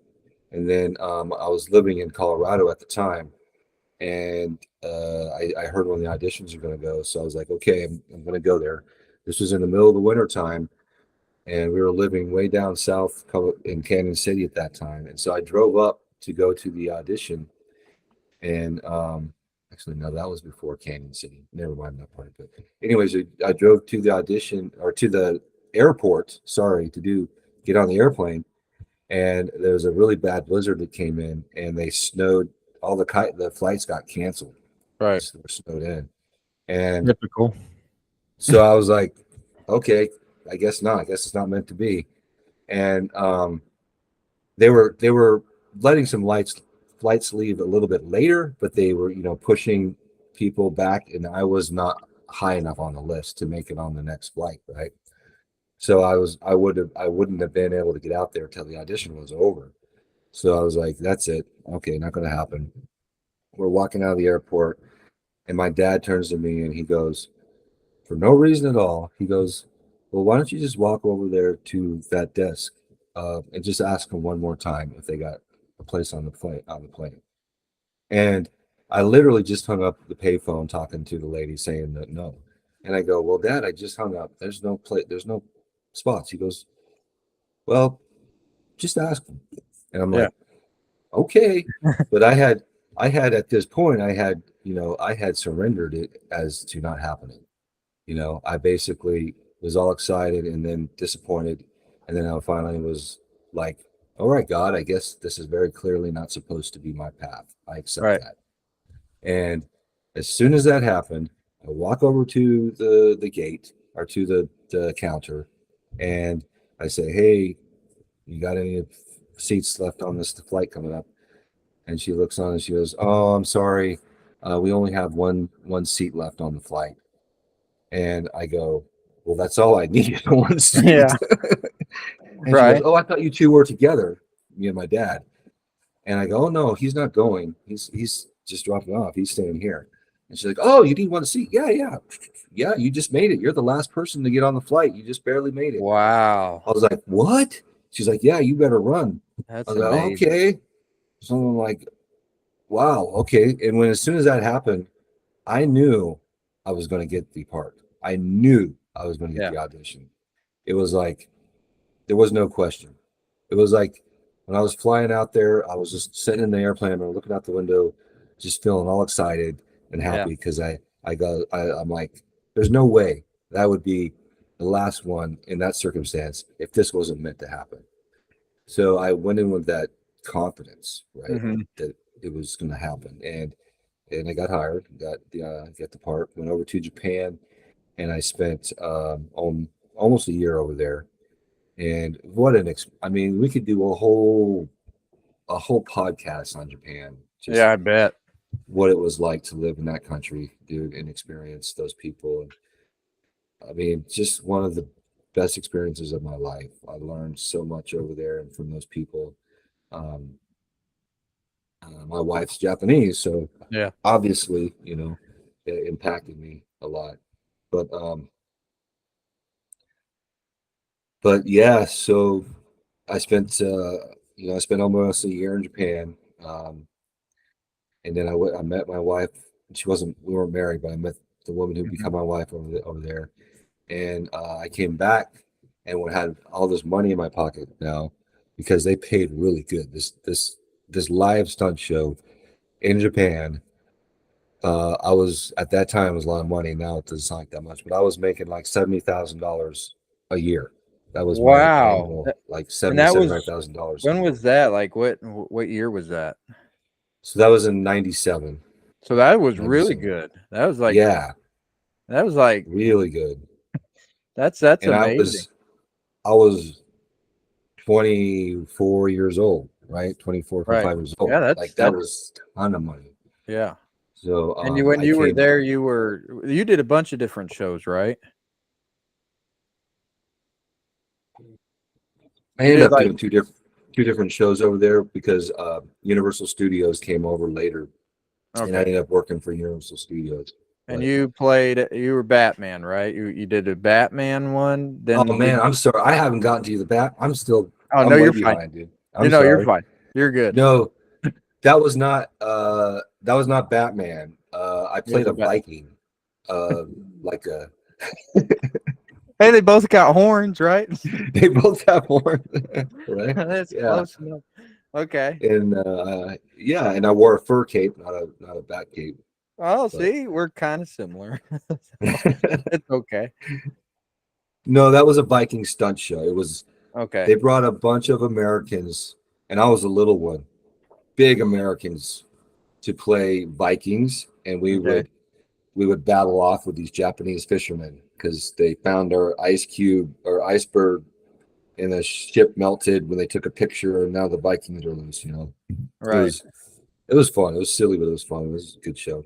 But they paid really good money. So I Yeah. came back with a lot of money and I went back to LA this time with some money and some connections because I had met some people that were doing okay in the stunt business at the Viking show because it attracted that quality of people, to do it. So I had some connections and I started auditioning and I auditioned um, for the Six Flags Magic Mountain Batman show.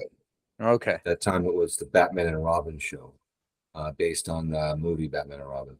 So I got the show, got the part, and I played Batman, Mm-hmm.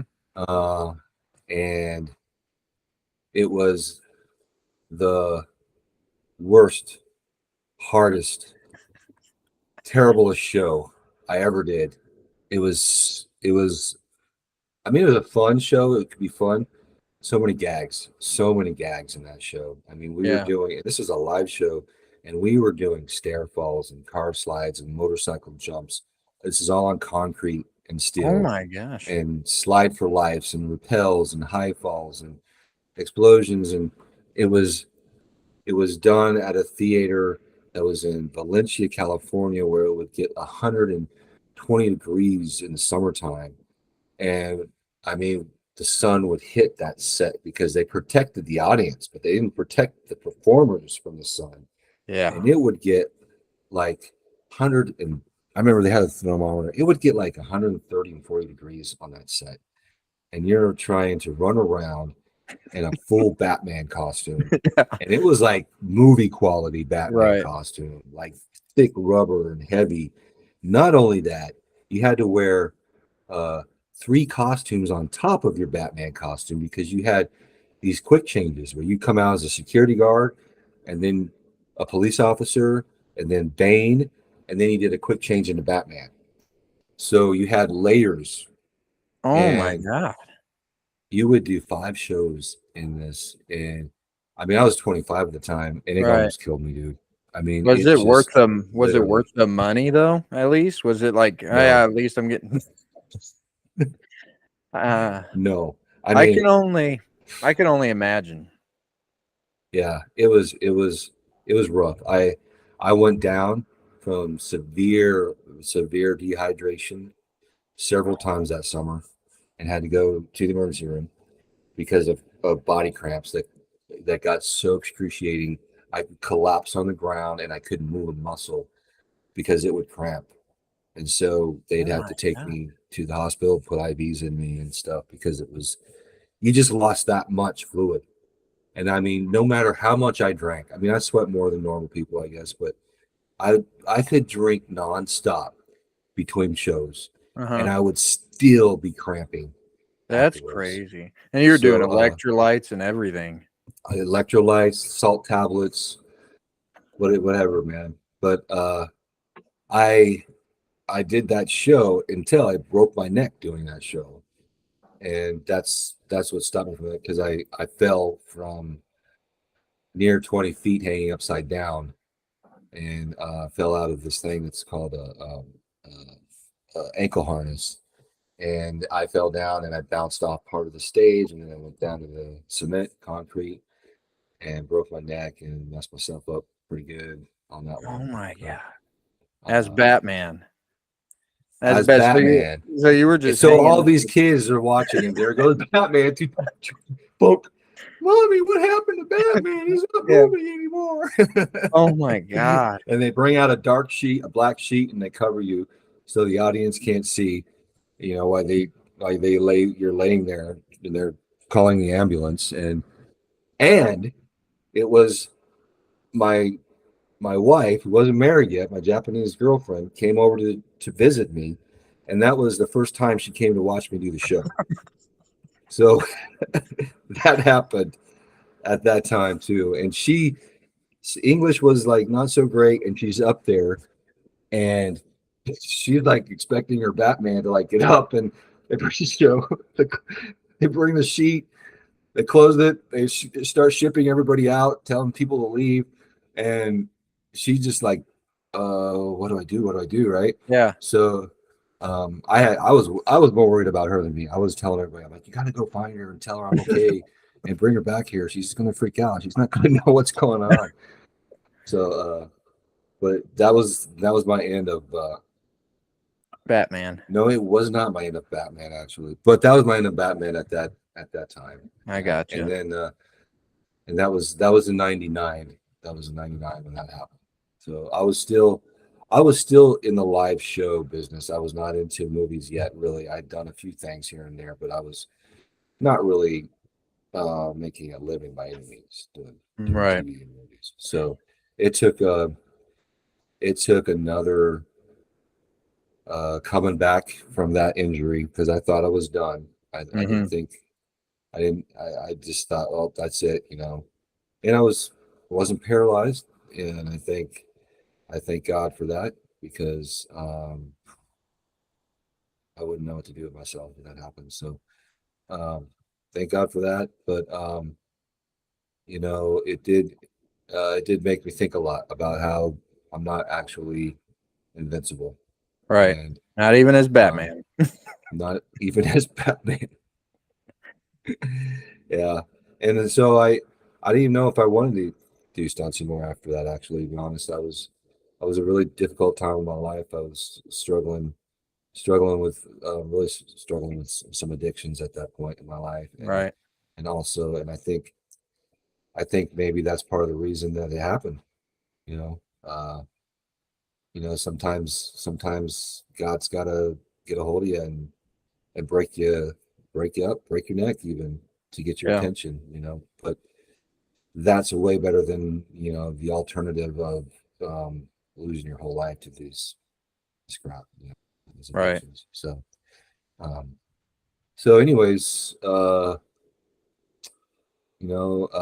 was difficult time. I didn't know if I was getting back into it. I got a call to go back to Japan, which I again wasn't expecting, because they usually do auditions and the whole thing again, and you got to go through all that. And I guess somebody got injured, something happened, and they just called me up and said, "Hey, you want to come back?" And I was peeled up at the time, so I went back and I got back into two stunts again in Japan, and it was great because I got to spend more time with my wife to be at the time, and we could know each other more, and then I really got more into the Japanese culture because the first time I was there, I was just young and dumb again and doing partying and stuff, and I missed a lot of the real good things about Japan. So um, going back this time, I really learned more language, and I learned more culture, and learned more what to appreciate over there, and even studied their way of thinking and philosophies on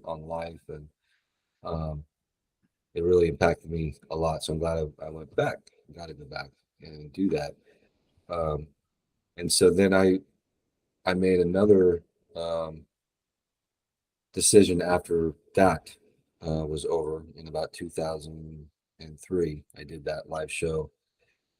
Well, actually, not that one. Then I went to Universal Studios Japan because they opened a brand new park over there, and Okay. so I got to go work at Universal Studios Japan. Just that was so fun. That was awesome. That was a great time doing Wild West shows and stuff. Um, and so I made some money, and I'd been away from my family a long time. So I thought, I'm 30. At that time, I'm like 30, I think, 30 years Hmm. old. And I'm like, I'm 30 years old. I'm going to be an old man now. I shouldn't be doing this stunt stuff anymore. This is, silly. And I'm going to go back and make a real living doing something. And I went back to Colorado, and that's when I bought the Trail Mix Company, the Mountain Man Nut and The Fruit Mountain Company, Man. Yeah. the Mountain Man. Did that for 3 years. And I'm so thankful for it, but it just wasn't for me. Right. It just wasn't my thing, and I realized that pretty early on, and I was kind of for a couple of years I had to just get do it, just get it through it and do it, man. And Yeah. I and was talking to my mom about it, and then yeah, she's like, "You know what's crazy?" And I said, "Well, what's that?" She's like, "That your wife, okay, like you didn't even know, but Duke would come in all the time, super nice guy. You know, we knew Iami because she did massages and was like, wasn't she a yeah, personal trainer, massages and stuff?" yeah, yeah. And my mom and Iami would talk all the time. You'd come in, bring the mountain man stuff, and then she's like, he worked so hard, and like I'm so happy that he got to where he needed to be. You and Iami both. I mean, she's like they worked very hard. They're very kind people. They were passionate about it, and every time he would come in there and bring us mountain man stuff or whatever, try to sell something that you were super kind and awesome, and Hmm. just it's awesome to touch base on that. And I didn't even know Oh, you, and I didn't know Hannah, I didn't know anybody, and it's just kind of weird yeah, all those years ago, and now we're talking about it today. I know, It's man. You crazy. never know the crazy way Yeah, life takes you yeah. down so many different cool paths. My mom But did say like Iami when Iami gave my mom a massage one time. She's like, that lady's thumbs and elbows, she almost killed me. I was like, I know you should have seen her with that rock on my calf. That little thing she did. God, that sucks so bad. dude, I try to tell. I mean, she does Japanese shiatsu deep tissue massage, and Yeah. it is deep tissue. And Oh yeah. wow, yeah, some people love it, but even me, even I'm like, she's like, you want me to give you a massage? I'm like, oh, I'm okay, I'm good. I'll just I I'll use the know. massage gun here. I'm good. Yeah. I'm gonna My hold on calf. 1 second. No, you're fine. I had the heater on, and it was getting pretty warm in here. Oh no, So you're good. You're good. No, my calf. Like, cause I was squealing, you saw me squeal. And I was just like, my left calf, because that's the only one she did, because I had problems with that's the leg I fractured. And yeah, then she she did that rock, and like my left leg was numb for like 3 days. and I felt it. I was like, never again. I was like, it's such a kind gesture, but I'm good. I don't need that anymore. But not to get it off Oh, topic, but man. Yeah. so okay, so you're doing Mountain Man. You're thinking like, I don't know, you did Mountain Man for 3 years, and then you said it's not for Uh-huh. you. So Yeah. so let's speed it up a little forward. So what was your first big break into a very big successful franchise, or just a big movie for you? The biggest movie you got to you at the time, I Hmm. guess. To me at the time, okay. That's that's of course changes as as you go through time, and as you work on stuff. But you know, when I had come back to doing stunts and moved back to California after Mountain Man, Okay. after I sold that, I went to film school for 2 years and Oh man, we skipped a decided bunch. My bad. I didn't mean to skip that no, much. no, no, that's okay. It's not that important. It's Okay. not that important. It's not. But I did. I went to film school for 2 years because I didn't think I'd do stunts anymore.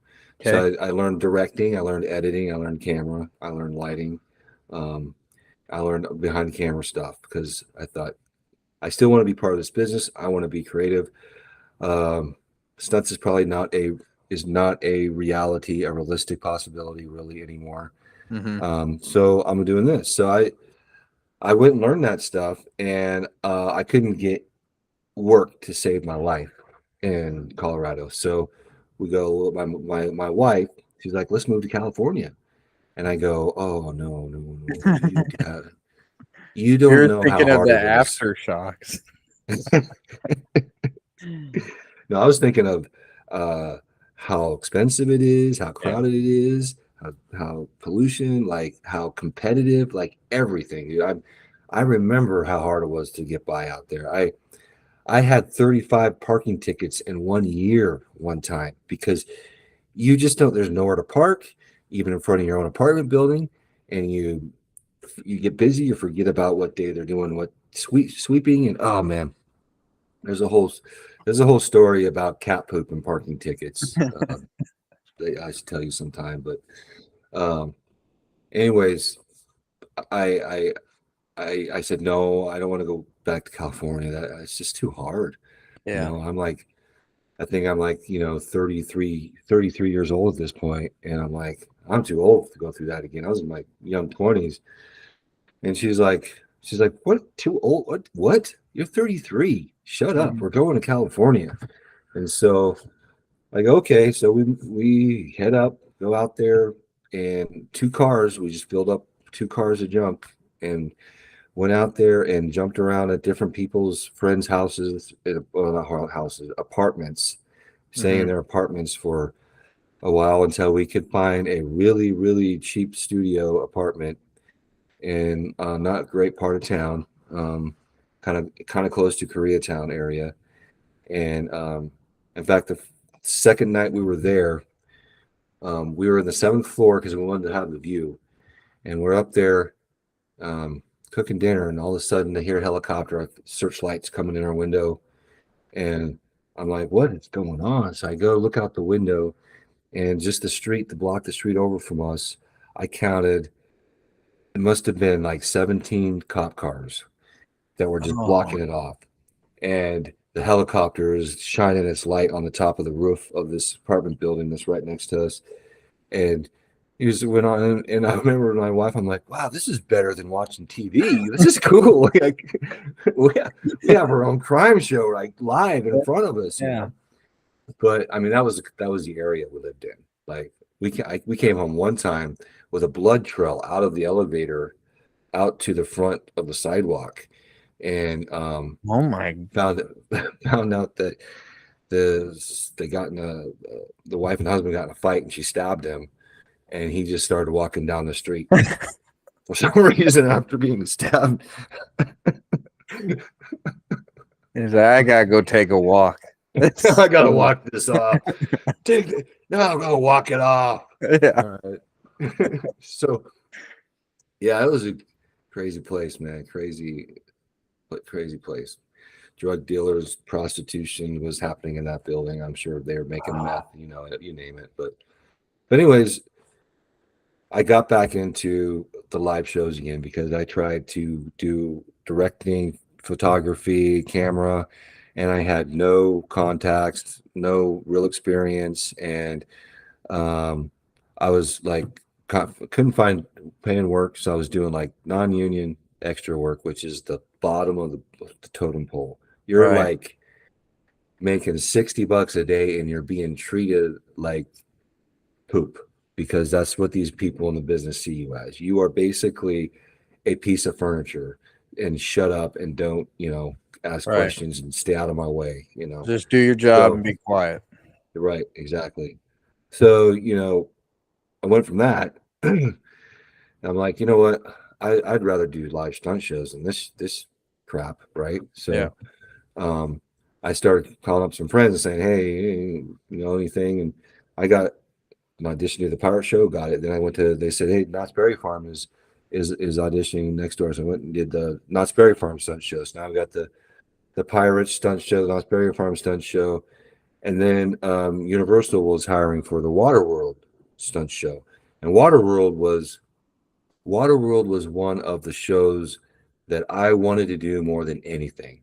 Mm-hmm. Even being in a movie at that time, because what it represented to me was it was like the top echelon live stunt show. Right. The best guys worked in that show, and they did the best stunts, and it was at Universal Studios, which is movie land, and you're in front of 3,000 people, and Mm-hmm. you're doing this stuff and doing a they did a we I did a fire burn from 50 feet into the water. We would do that 5 times a day, sometimes more. Oh my And goodness. these are big. They're big stunts that you don't even do on movie sets hardly ever. And if you Yeah. did, you get paid a lot of money, thousands and Right. thousands of dollars. And I was getting, you know, $56 a show, Oh, to do this. But yeah, I wanted to do Universal Studios, and I had auditioned for it probably 4 or 5 times through the years and never got it. And so, but you know what? When I was in Canyon City, Pueblo, Colorado, I mm-hmm. bought myself a stand-up jet ski because somewhere deep inside of me, I was like, because that's why I never passed the audition in the past. I couldn't ride a jet ski, never had ridden one. And we're talking stand-up, Yeah. it Yeah. actually Yeah. takes some skill to ride. And so uh, I bought one, and we used to go out on the Pueblo Reservoir, me and my Right. wife, and I got pretty good on it. And so I always thinking in my head, man, if I ever go back to do that Waterworld stunt show, I'm not, I'm going to make it past this time because I know how to ride a jet ski. Yeah. And so the Waterworld stunt show, the audition came up, and I went to it, and I did. I mean, I did awesome. I did good, and I thought for sure I was going to get the part. So I waited and waited and waited and didn't hear anything. And pretty soon, like I hear from other guys that they're getting ready to start training in like 2 days or something, and they've made all their calls, and I'm like, what? How can this be? Yeah. Like, I know I did better on the jet ski than the other guys the audition. I know my fights were good. I've always been confident about my fights. I could do the falls and everything. That was no problem. The acting, I did good. I was playing the Kevin Costner role. I'm like, I even halfway look like Kevin Costner. I'm like, why Mhm. would what? I don't get it. Yeah. And turns out the guys that run the show, they're also in the show business. They're in the movie stunt business. So there's another network where they want to hire guys in the movie business that it's going to pay them off, and they might hire them to do some movie job show. Do you see what I'm saying? Mm-hmm. So No, I it's got like you. this scratch your back, my back. Right. So they went with another guy who was this big, great, good looking stunt guy that had a lot of movie credits. And I didn't have really any movie credits. And so I'm like, okay, I can see why they go with him maybe physically, but I know I did way better. He didn't jet ski very good at all. Like it's going to be hard to train him in the amount of time that they have. But they hired him. I'm like, okay, well, that must be it, you know. Well, he was in the movie business so good that he got a job on Star Trek to work for like 2 or 3 weeks. So he couldn't do the training. Yeah. So the day before the training is supposed to start, and mindless, mind you, they've called everybody like a couple weeks ago by now. Like they don't, they give people, time. The day before, they call me up and they're like, "Hey, Duke, you still want to do Waterworld?" And I'm like, "Hell yeah, Yeah. of course I do." And they're like, "Okay, well, the spot just opened up." So that was one of the most exciting Wow. ones to me Yeah. because I wanted to do that show and I wanted to work at Universal Studios so badly. I know a lot of people think like that's just a live show, but it was a big thing to me, and that was one of them that was really exciting. And then I got hired to work at Disneyland to do the Fantasmic show. So working at the two places that when I was a kid, I loved to go to Yeah. imagine and dream and fantasize and have fun and adventure. And now these are where I'm working at every day. That was really that was really cool. That I was bet really it fun. was. I bet it Really fun was. That's time. amazing. That's an Yeah. amazing story. It really is. Yeah. It's awesome.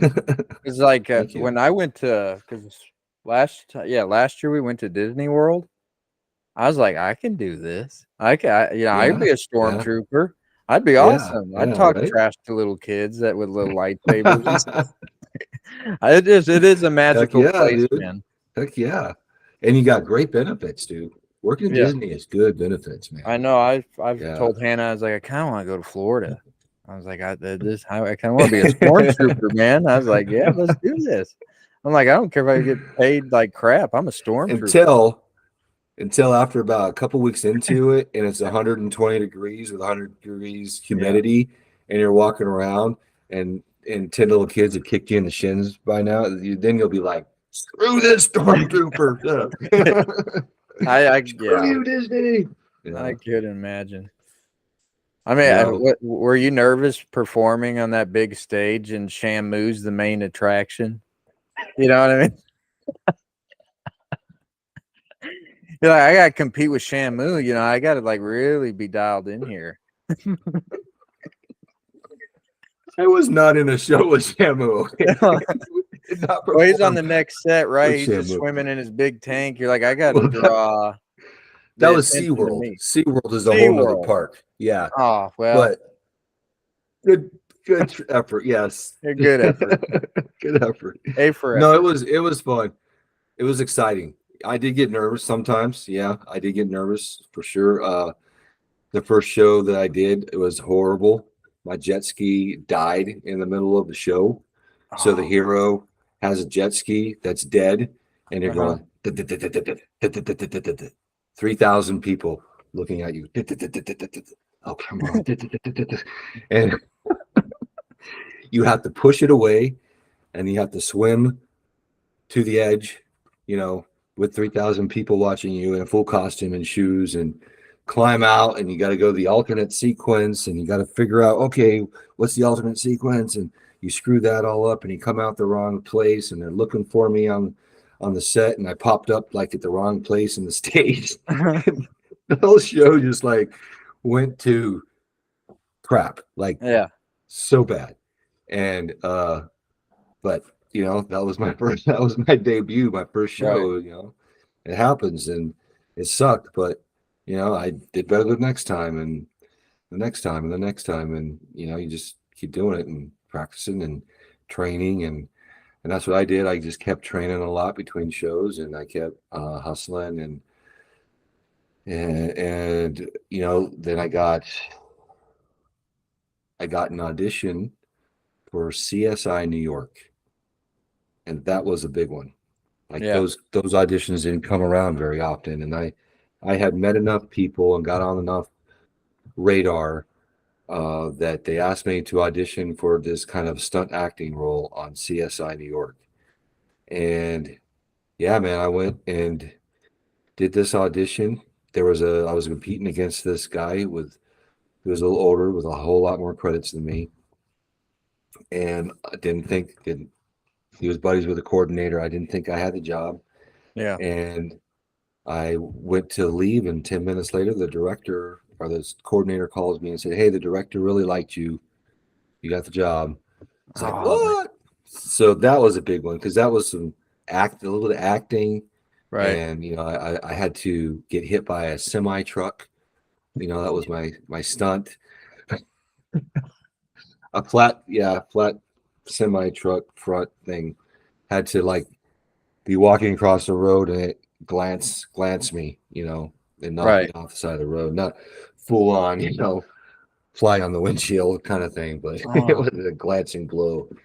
And I was nervous about that because I didn't want to get ran over, yeah. and I also didn't want to screw up and look bad. So, but it went good. It was cool. They put me in a mold where I had to sit for about an hour, and I couldn't move a muscle, and I had to breathe through a straw as they shaped my face because they made a fake head Right. to put on a dummy version of me because I don't know if you remember the show, but there's always some idiot that dies, Yeah. and then they gotta figure out why and how he died and solve the crime of his death. Right. I was that idiot that died. So I had taken too much ecstasy, and or it made me so thirsty I Uh-huh. drank myself to death. That was how I died. How do you Well, no, audition for that though? Like, do you go in a room and then they're like, all right, this that's is this, exactly. this Yep, is the scene. This is what you got to do. yep, Go. yep.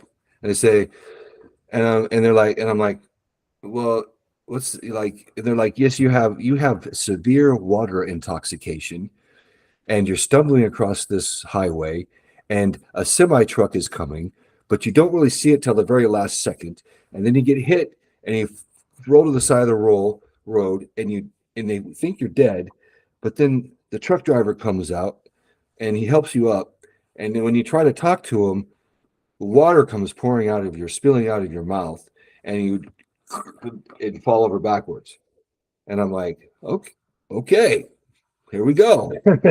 And you just I'm do the like, and I'm scene. like, water intoxication. Does that mean like I'm drunk? Yeah, basically, just act like you're drunk. Okay, I can do Okay. that. I've been there before. So, Do you ever feel cringy doing that? Like you feel awkward because there's like how many people are in there watching you do a scene? Like two or three? usually for those back in the day, those in room auditions, there would be anywhere from like two to maybe five or so, six, something like that. So it's a small, but they're Yeah. very judgmental. It's like doing something in front of five people who are they're looking to pick you apart. They're looking for any mistake that not to hire you. So it's very nerve-wracking. It's very hard.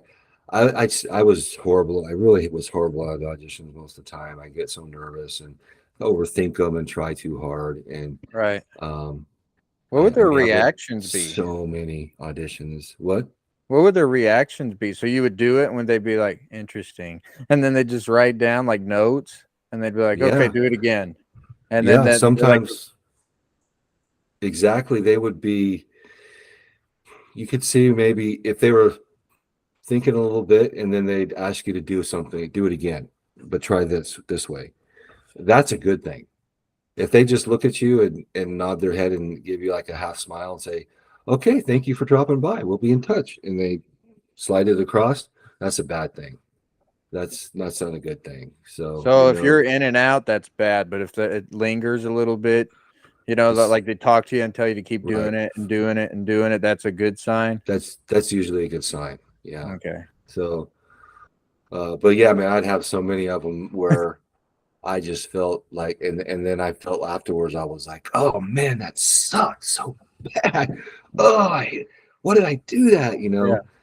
Yeah, like kicking yourself and stuff like that. But the funny thing is you kind of get to a point when, and this is when I was auditioning a lot. Like I don't audition that much anymore, so it's not the same. But you get to a point where you've been rejected so many times that you don't care so much. It's almost Right. like it's almost like you're like, yeah, okay, I probably won't get it. I'll get rejected, but you know what? I'm just gonna like have fun then, kind of. You Yeah. know what I mean? I'm not gonna stress so much because uh I stress out and then I get rejected anyways. So I might as well just kind of not care and just go in and you start getting kind of good at it to where the auditions they become more of like instead of thinking about like I'm going to get a job out of this, I almost started thinking of them as like their own thing. Like, oh, I get to audition. That's cool. I get to do this little performance, and then I would kind of feel good if I felt good about my performance, and if I didn't, I'd be like, it was just like another live show where I screwed up. So what? I'll Yeah. have another one. Come around, and you don't get too much. At least me, like I wouldn't get too much invested in it at a point. I just got Right. to where I could just go and be consistent, doing a decent job, and then and then one comes along where you're like, that is mine, that is mine. Yeah. I'm doing that. I'm taking that one, and then those are the ones that you might get because now you have the experience. You don't feel so nervous, and you got the passion to do it. Like you think you believe in it, Hmm. and when those two things come together, that's when things start happening. You know what I mean? Yeah. I like it's But if you some just sort of like manifestation, like you manifested it. Like I see right, it, I believe it, it's mine. I'm gonna go in there and it's exactly what it is. And right. I mean, this is a popular thing right now, right? Yeah. Everybody's talking about this manifestation stuff, Right. and you got to visualize it and stuff.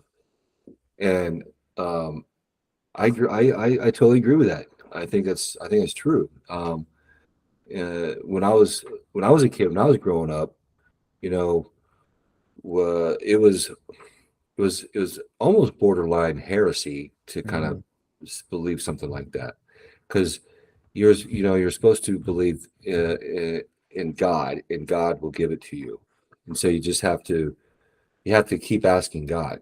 Right. Well, then that comes in. That turns into begging God. So pretty soon Yeah. now, you're spending a lot of time just begging and begging and begging God. And then you put on top of that, a lot of times we already kind of have negative self images, or we think we deal with self worth and self value, and then we don't think we're good enough. And Hmm. so you put that together with this kind of desperate begging attitude, or frequency is now the hot term. When you put that together, uh, you don't have any success. You're kind of like guaranteed no. Yeah, So it's kind of nasty too because you're just sitting there begging God, yeah, this or whatever your higher power is. You're just sitting there begging and begging begging. and begging, and like, what do you think is going through that higher power or God? Like, well, go do it.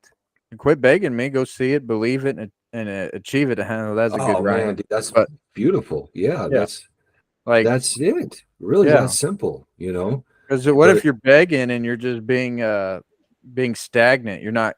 Well, why would I give it to you? You're not even doing anything. You're begging you're for you're me. not Well, you're not doing. even putting any effort. Yep, yep. Go put some effort in, and maybe I'll think Right. about it, or maybe I'll give you an opportunity. Or I've Yep. given you opportunities, and guess what? You're too lazy to do it, or you didn't take advantage of it when it was there. Right. Or sometimes a little secret, we're just not good enough. Yeah. Yeah. There's somebody out there who's better than us Right. and deserves it more. And Yeah. but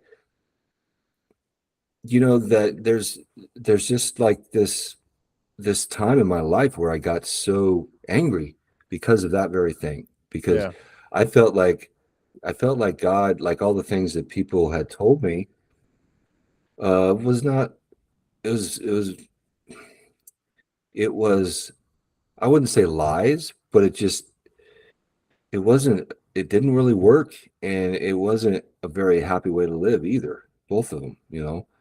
And So I was very angry. I got real angry at that age of my life, and angry God, angry at uh, parents, I guess some, but mostly I think the religion that I Yeah. had been brought up in, um, and but I didn't express it to my family. Like I was not the kind of guy or the kind of kid, teenager, to be rebellious and like up in their face and challenging them. Um, I was more like, well, this doesn't feel good, and I don't like this, and it doesn't resonate with me, and I'm just gonna push it down and keep it repressed because either I'm wrong, either I'm really wrong, and I shouldn't say anything, or um, or it's just going to get a big reaction that I don't want from people that are close to me, you know. Hmm. So I just I just didn't express it. I just kind of a lot of my questions or my opinions or my views, I didn't express too much. And what happens is all of that will build up, you know, and it'll build up into anger or rage or something that has to be dealt with. Hold on, turn this light off. Well, I totally agree with you on that because I kept my mouth shut for a long time and I had my questions and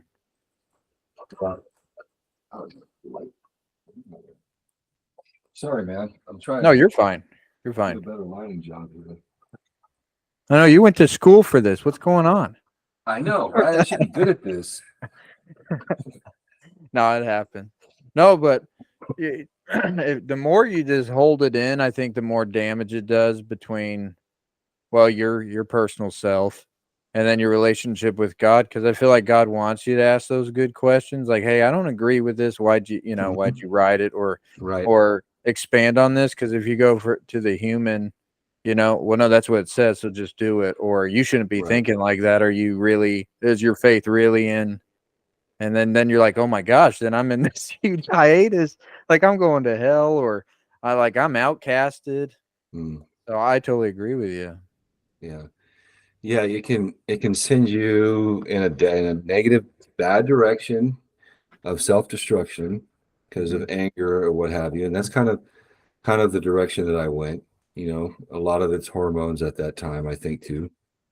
But uh I went in that kind of direction. And um, I realized recently in my life that I had a lot of fear in me. And I didn't realize I had so much fear in me. And that might be why I tried to do things that I thought were scary because in a way I was trying to overcome this fear that was in me. And this fear that it was in me was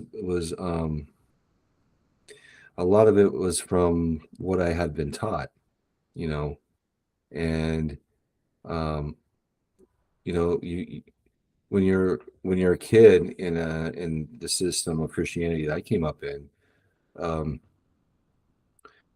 at a very young age, you're taught a couple of things. You're taught that you're um, you're bad, that you're a sinner, and that you are uh, a bad boy. Basically, you're a bad boy inside. You're dirty inside, and Hmm. um, you you you shouldn't really trust yourself, you know, and uh, you're also taught that that you're kind of the reason why this son of God is crucified, you know, and you're also told that in fact you're so bad that if you were to die right now, you would have to burn forever in hell. So It's not those three appealing. things, huh? Yeah, I said that's Those not an three appealing story, is it? Well, no, I mean, you hear those three things as a child, Yeah. and for what it ended up doing to me was just put fear in me. But they think they are doing a good job because they think they're putting the fear of God in you, right? But they're putting the fear of yourself. You can't trust yourself. You're bad. Uh, you're putting the fear of God, but it's a fear of God that is not healthy. I don't think. Mhm. Um, Right. and and so you're not, and you're told you can't question these things. You can't talk. You got to accept them. That's it. That's the bottom line. And um, if you don't, not only all these bad things happen, but you're not really going to be you're not really going to be one of the family. You know, and even if that isn't directly spoken to you, you you're pretty smart that you can figure it out. That, oh, I would really be like the black sheep of the family if I didn't get on board with this. And and I was also, I was taught to believe in this world um, of these like spirits, demons, that could come around and do things to you and mess with you and possess you and control you. And man, it scared the crap out of me, to be honest. And Yeah.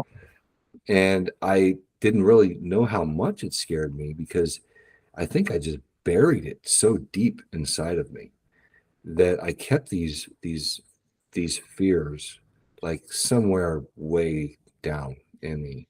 And and I they they they were a fuel that burned a lot of my actions in early life, or most of my life, I think.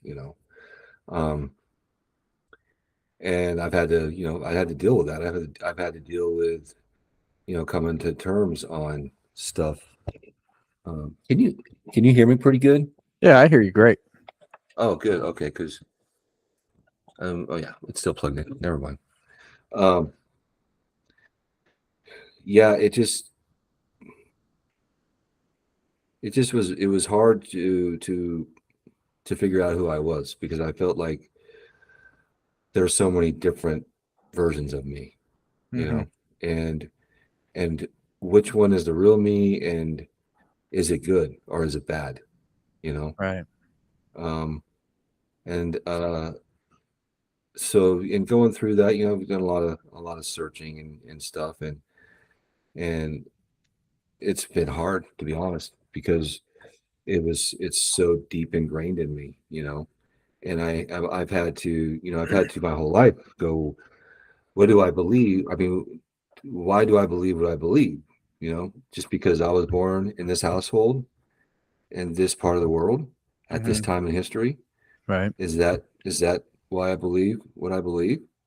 And if so, and that's really kind of why everybody believes what they believe, then one, how could anybody be blamed or judged on that? You know, like, we're a product of where we come from. Yeah. So I wanted to try and see, well, okay, I want to believe what I believe because that's my choice.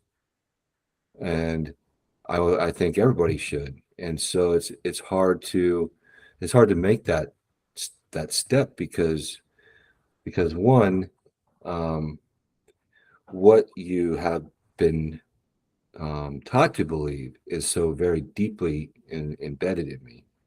And two, um, you know, you believe what you believe because you've either tried to figure it out in your head, or you believe what you believe because of maybe some experience that you have. I mean, that's usually it. Hmm. It's not so easy to simply just say I choose to this and I choose that. Right. There's reasons why we choose what we choose. So um, there's a lot of going to trying to figure things out in your head and trying to answer all of these questions from so different many different angles, you know. Um, and and then there's like, well, I've got to use my heart. It finally came to like this is where I got to go to.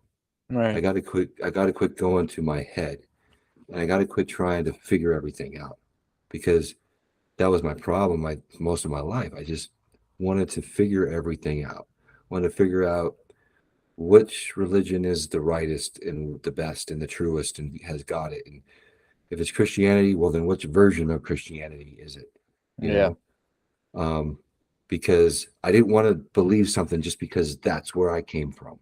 I Yeah. wanted to like it to be the real deal. Yeah. Um, so that's pretty difficult. And you get to a point where you're like, you could just you realize you could just go on and on forever trying to figure it out. At least for me, you know, it's just this endless thing. And it comes down to my heart now, and trusting my heart, you Hmm. know. And when I hear something, how does that resonate in my heart?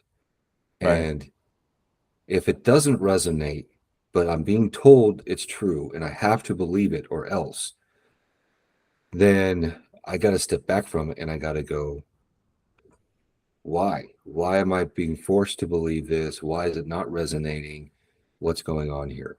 And you know, when you do that and you let go of it a little bit and you let go, you know, to surrender some of that to God. You know, big famous term now is universe, but I mean labels are labels. I don't really care. You Right. know, Me either. it's the intention, and I believe that's what God is all about, is our intention anyways. So he knows what our intention is in our heart whenever we say what we're saying. So if he says universe and it has the same vibration as when I say God coming out of his heart, then to me it's the same thing. God Hmm. God can figure that out, right? He's smart enough. I think you know, yeah, I know what they mean. You know? Right. But you know, it's like I was going to use a Well, stupid analogy, but well, no, like I agree with you. Do you think I'll ask you? Well, I'll say my point, and then I'll ask you this because this is what I've been feeling lately. But what you said with your heart, trusting with your heart, listening, remember the thief on the cross. Remember, everybody said, well, you got to repent. You got to do this. You've done all these bad things. You're terrible. All he said was, this man did nothing. We're the ones who were bad. He's like, will you remember me when you come into your kingdom today? And hey, then beautiful, what beautiful. did Jesus say? You will be with me in With me paradise. in paradise. He did nothing. He didn't Beautiful. work for anything. In his heart, he knew that this is my savior. This guy's the real deal. Yep. And Jesus didn't say, but you got to repent, buddy. Nothing like that. All Well, he you know, said I was, used to think about that story and I'd be like, yeah, because you know, so many of the Christians are like, "Oh, Jesus, thank you for dying on the cross so that I didn't have to." I mean, so yeah, this guy's up there praying the prayer, "Thank you, Jesus, for dying on the cross for me, so I didn't have to die." Oh, wait yeah, a second. right, Oh, I am dying on a cross. yeah, So you know, like it's just there's a lot that we are like kind of right, told to accept and believe. yeah, You know, there's one important scripture where Jesus, I used to be a lot better at knowing Bible verses. I should be better now being a pastor's kid, but um, there's one where Jesus heals a man, and uh, he's in front of Pharisees who are watching him, who are oh, yeah, nitpicking him, right, and he says to him, he goes, "Your sins are forgiven." yeah, Okay, the guy never asked for forgiveness for one. mm-hmm, They brought him there to be healed. And like the Pharisees, Jesus knows they're watching and he knows what they're thinking. mm-hmm, Blasphemy. You can't say that. yeah, Only God can forgive sins. yeah, Who are you? yeah, So Jesus says that right in front of all those people, tells this guy his sins are forgiven. The guy's probably like, "Oh, that's great, but what about my leg?" yeah. So wait a minute, my Wait, leg, thank you, but yeah, and you know, and then Jesus goes, "Well, I know what you're thinking over there. Yeah, I can't forgive sins. That's blasphemy. Well, what do you think's harder, if I tell him to get up and walk, or if I forgive his sins? And Mm-hmm. then he turns to the guy and tells him to get up and walk, and he walks. And I'm like, he just broke every rule in the book. And not only that, like, even not even that, he forgave sins before he ever died on the cross, Yeah. before he ever shed a drop of blood. Yeah. He forgave sins. Yeah. And I've asked about that, even my dad, and they come up with some gymnastic answer to make it all sound good. But I'm Right. like, the Like simple fact, they'll use is it scripture to scripture to scripture to get to this scripture to get to this right point that ultimately leads to this point. to the point that we want to make our point? Right. And I was like, the bottom line is, there's we put too many rules on God and what he can do and what he Yeah. can't do, and and what what is the means of salvation.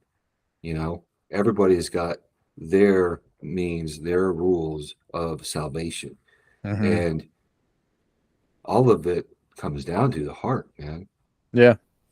Well, The that leads heart. me into the question, like, because it talks about the great falling away. Do you think that we've made it so overcomplicated that that's why people are turning away and like questioning God more and listening to, like simulation theory, dream theory, freaking, I don't know, all these other theories because we've made Christianity so overcomplicated. It's so complicated. There's something new, oh, I'm a prophet, or I'm a high priest, or I'm an apostle, or this, or you're not doing this right, so you'll never get to this point, or you're not going to be a king in eternity. I'm like, where are you reading this stuff? Like, and then I'm looking at my Bible, and like I'm scared to go to church sometimes. I like watching church online. There's so much new stuff out there. Then I'm just like, we're overcomplicating all this stuff. Like this Right. is so simple. Like Jesus said, it's so simple. A child can believe it. Yeah. And we've made it to like it's just too complicated. I don't know what's real. I don't know what's not real. There's new versions out there. There's new stuff. And I'm Hmm. just so confused by it that I'm like, I just got to trust him and my relationship with him, and however that goes, if it's Hmm. low, if it's high, whatever. But as long as it's my relationship with him and not the religion side, then I'll be just fine.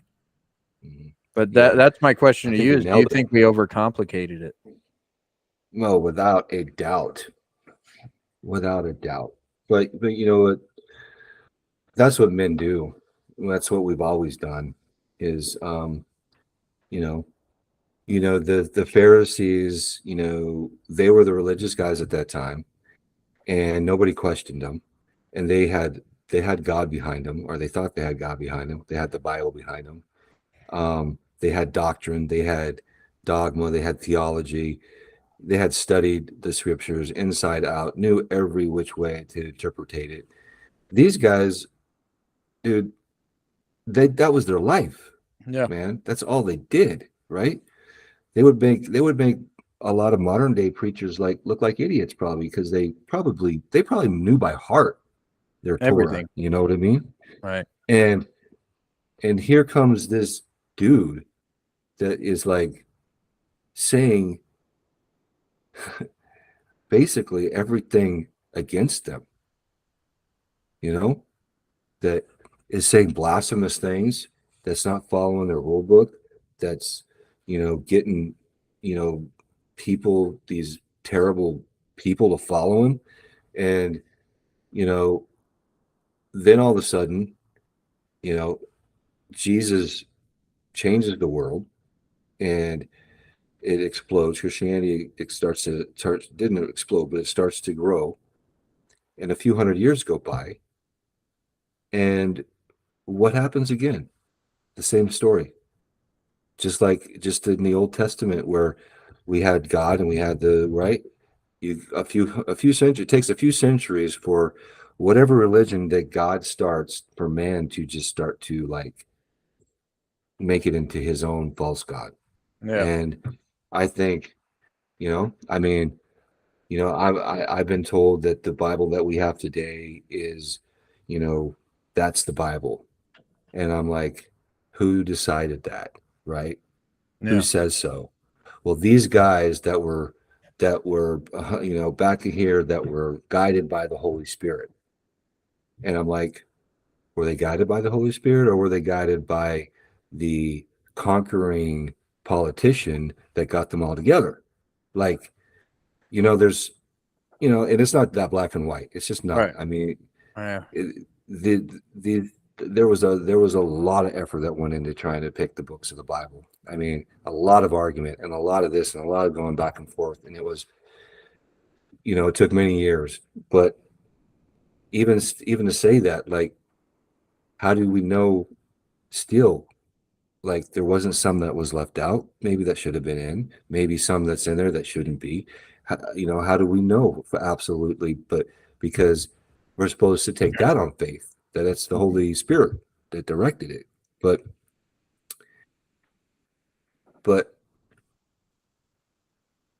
the Holy Spirit never forces anything, so man can always screw things up. There's Right. always room for him to screw things up, Right. and I think he does, basically. And I think religion has gone into into it's gone every possible, it's almost taken every possible route it can take. You know what I'm saying? It's branched into every possible branch, and it's like there's nowhere more to branch. And they say it's the great falling away. I don't know, man. Sometimes I wonder if we already had the great falling away. Maybe our thinking is so, it needs to be so much changed that what we think might be the great falling away, maybe God's actually doing the Fixing great it. calling in, Right. you know? Yeah.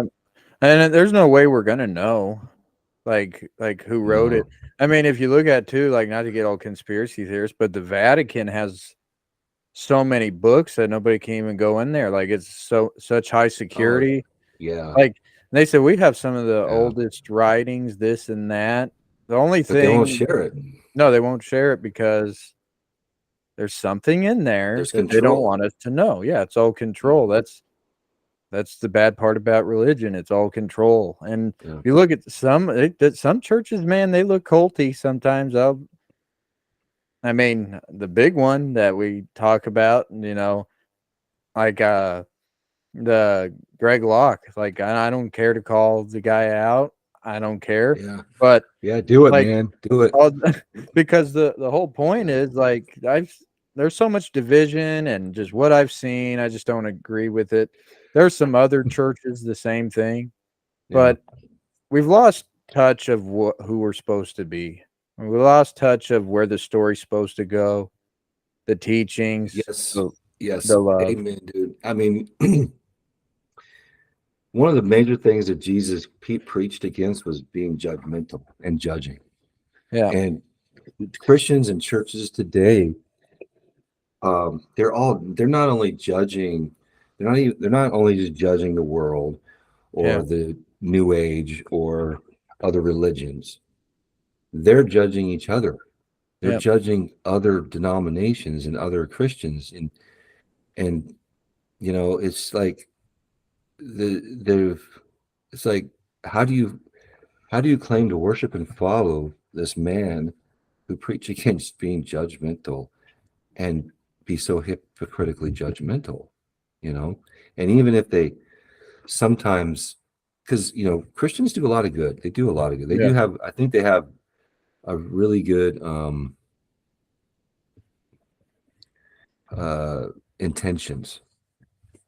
And I know because I grew up, I was around them my whole life, and I know these people inside and out, and I know where they're coming from. I know their intentions. yeah, But even with the intentions, there's still a lot of judgmentalism, that comes along with it. And that's what people feel, and that's what people will pick up on, is that yeah, judgmentalism.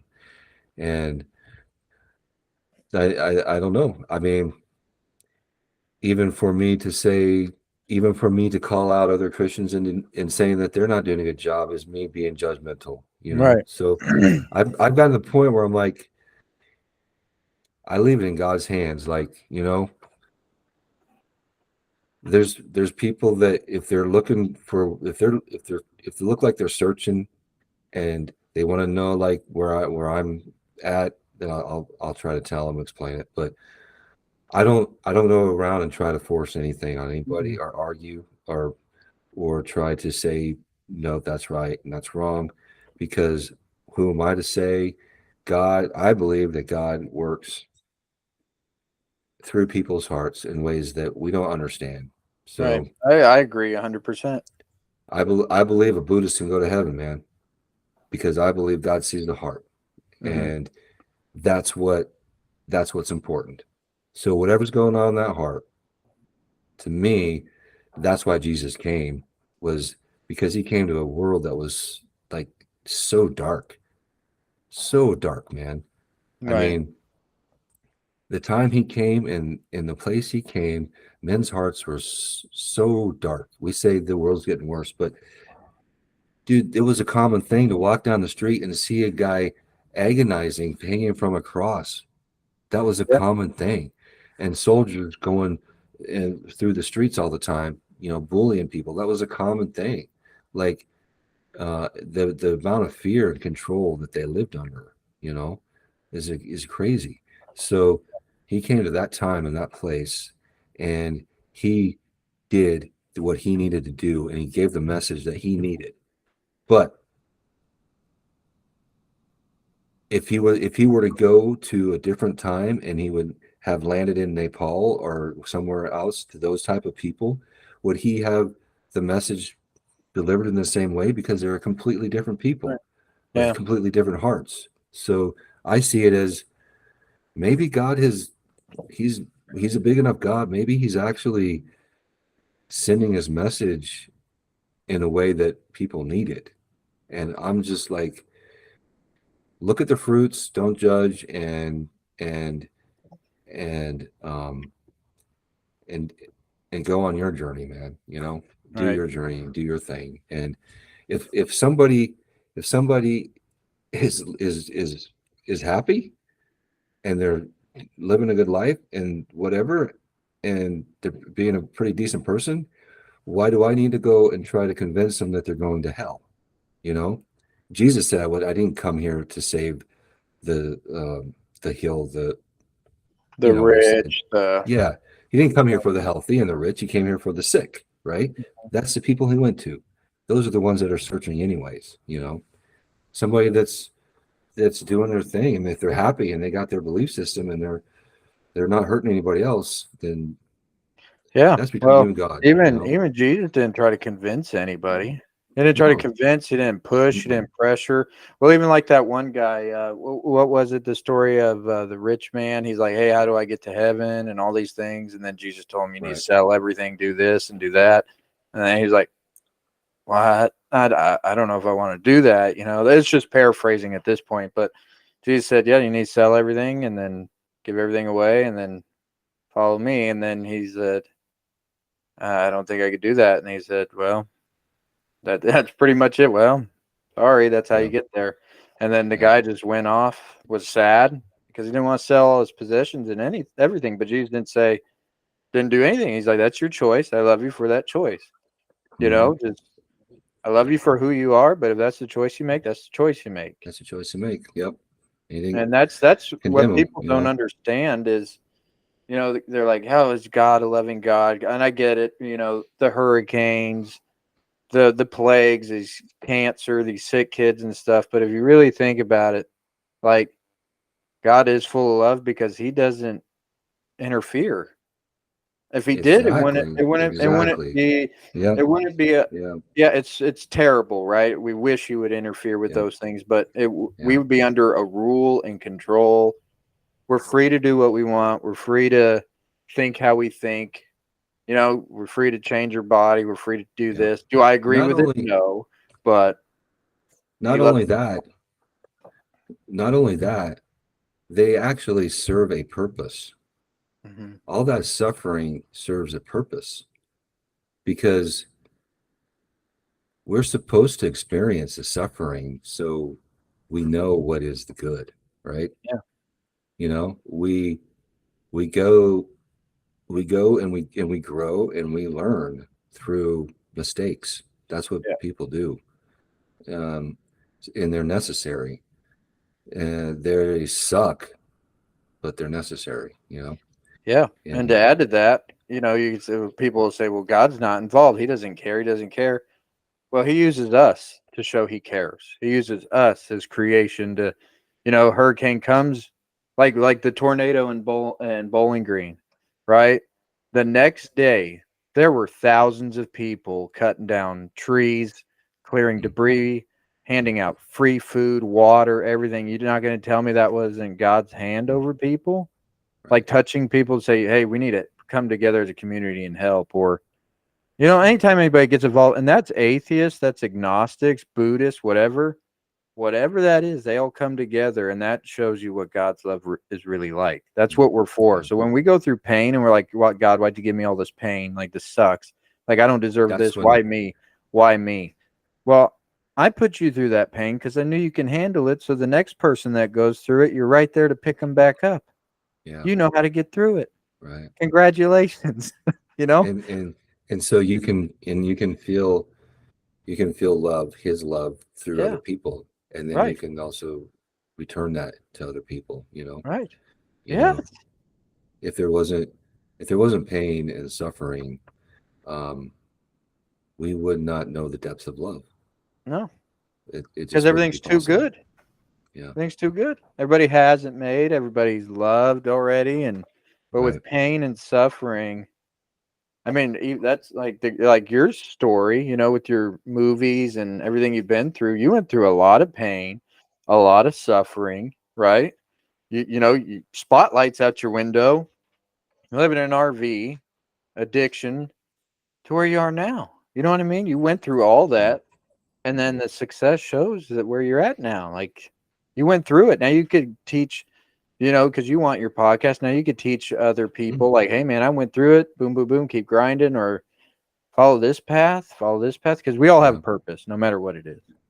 Mm, amen. You know what I mean? Yeah, So yeah. I totally agree, man. I mean, the path that I got, the path I had to take to get here is probably not the path I would have picked if I could have picked, right? right.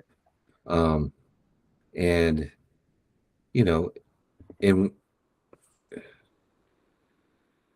it's there's so many things along the path that are great too, even though it's not where you think you want to be yet.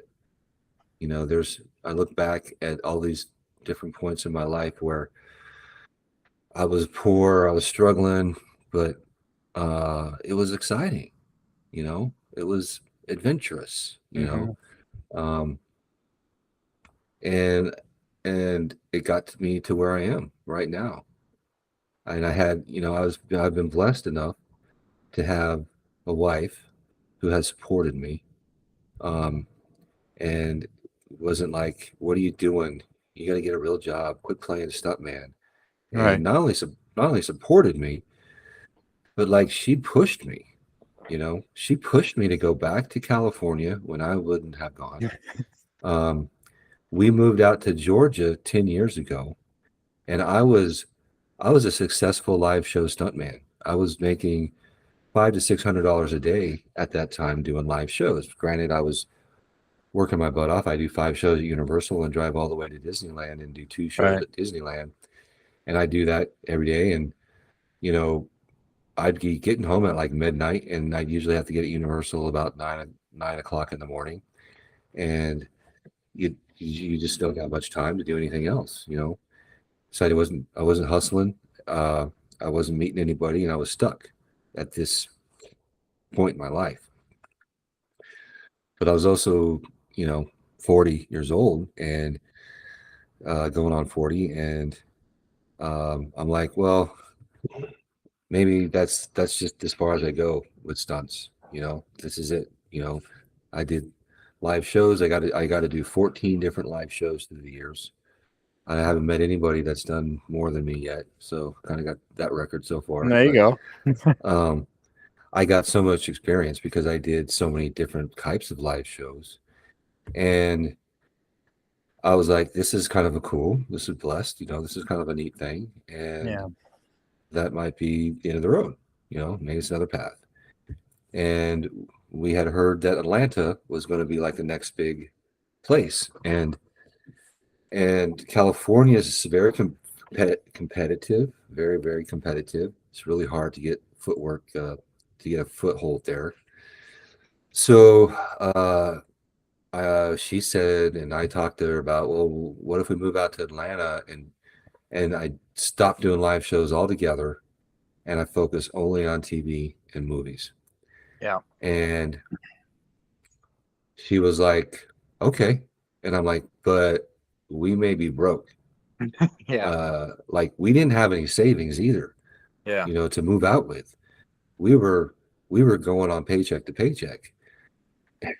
And she's like, that's okay. And I'm like, really? She's like, yeah, I want you to, chase your dream. And so, but I said, I was afraid. I was like, I don't know, starting over. And then I worked hard to get where I'm at. And I said, well, you know what? This is what I'll do. I'll tell all of them that I'm going on a leave of absence. And most of the places would give you about a month before they take you off the roster and you're fired. I said, if in 1 month we don't, if I don't get a job or hopes of a job, I said, we're coming back. So we took off. We didn't bring very much with us except our two big dogs and whatever else we could fit in a Toyota Corolla. Is that Moose? Is That's Moose one of those Moose. big? That was Okay. Moose and, What was the and other one? Chaz. And Jazz. Moose Okay. is Moose 100. and Jazz. For the ones that don't know, was 140 pounds at that time. Huge Yeah. Rottweiler Chow Lab mix and a Dalmatian. But we moved out there and I knew like two people. And I found out all the places to train and work out. And I had a list of what productions were going on. And I went personally to each production office, dropped stuff off, talked to them, would try to get the coordinator's information, and then I would contact the coordinator. And I did this for every day for a month. That was my job every day. And With no um, savings, no with no savings, no savings, job. no.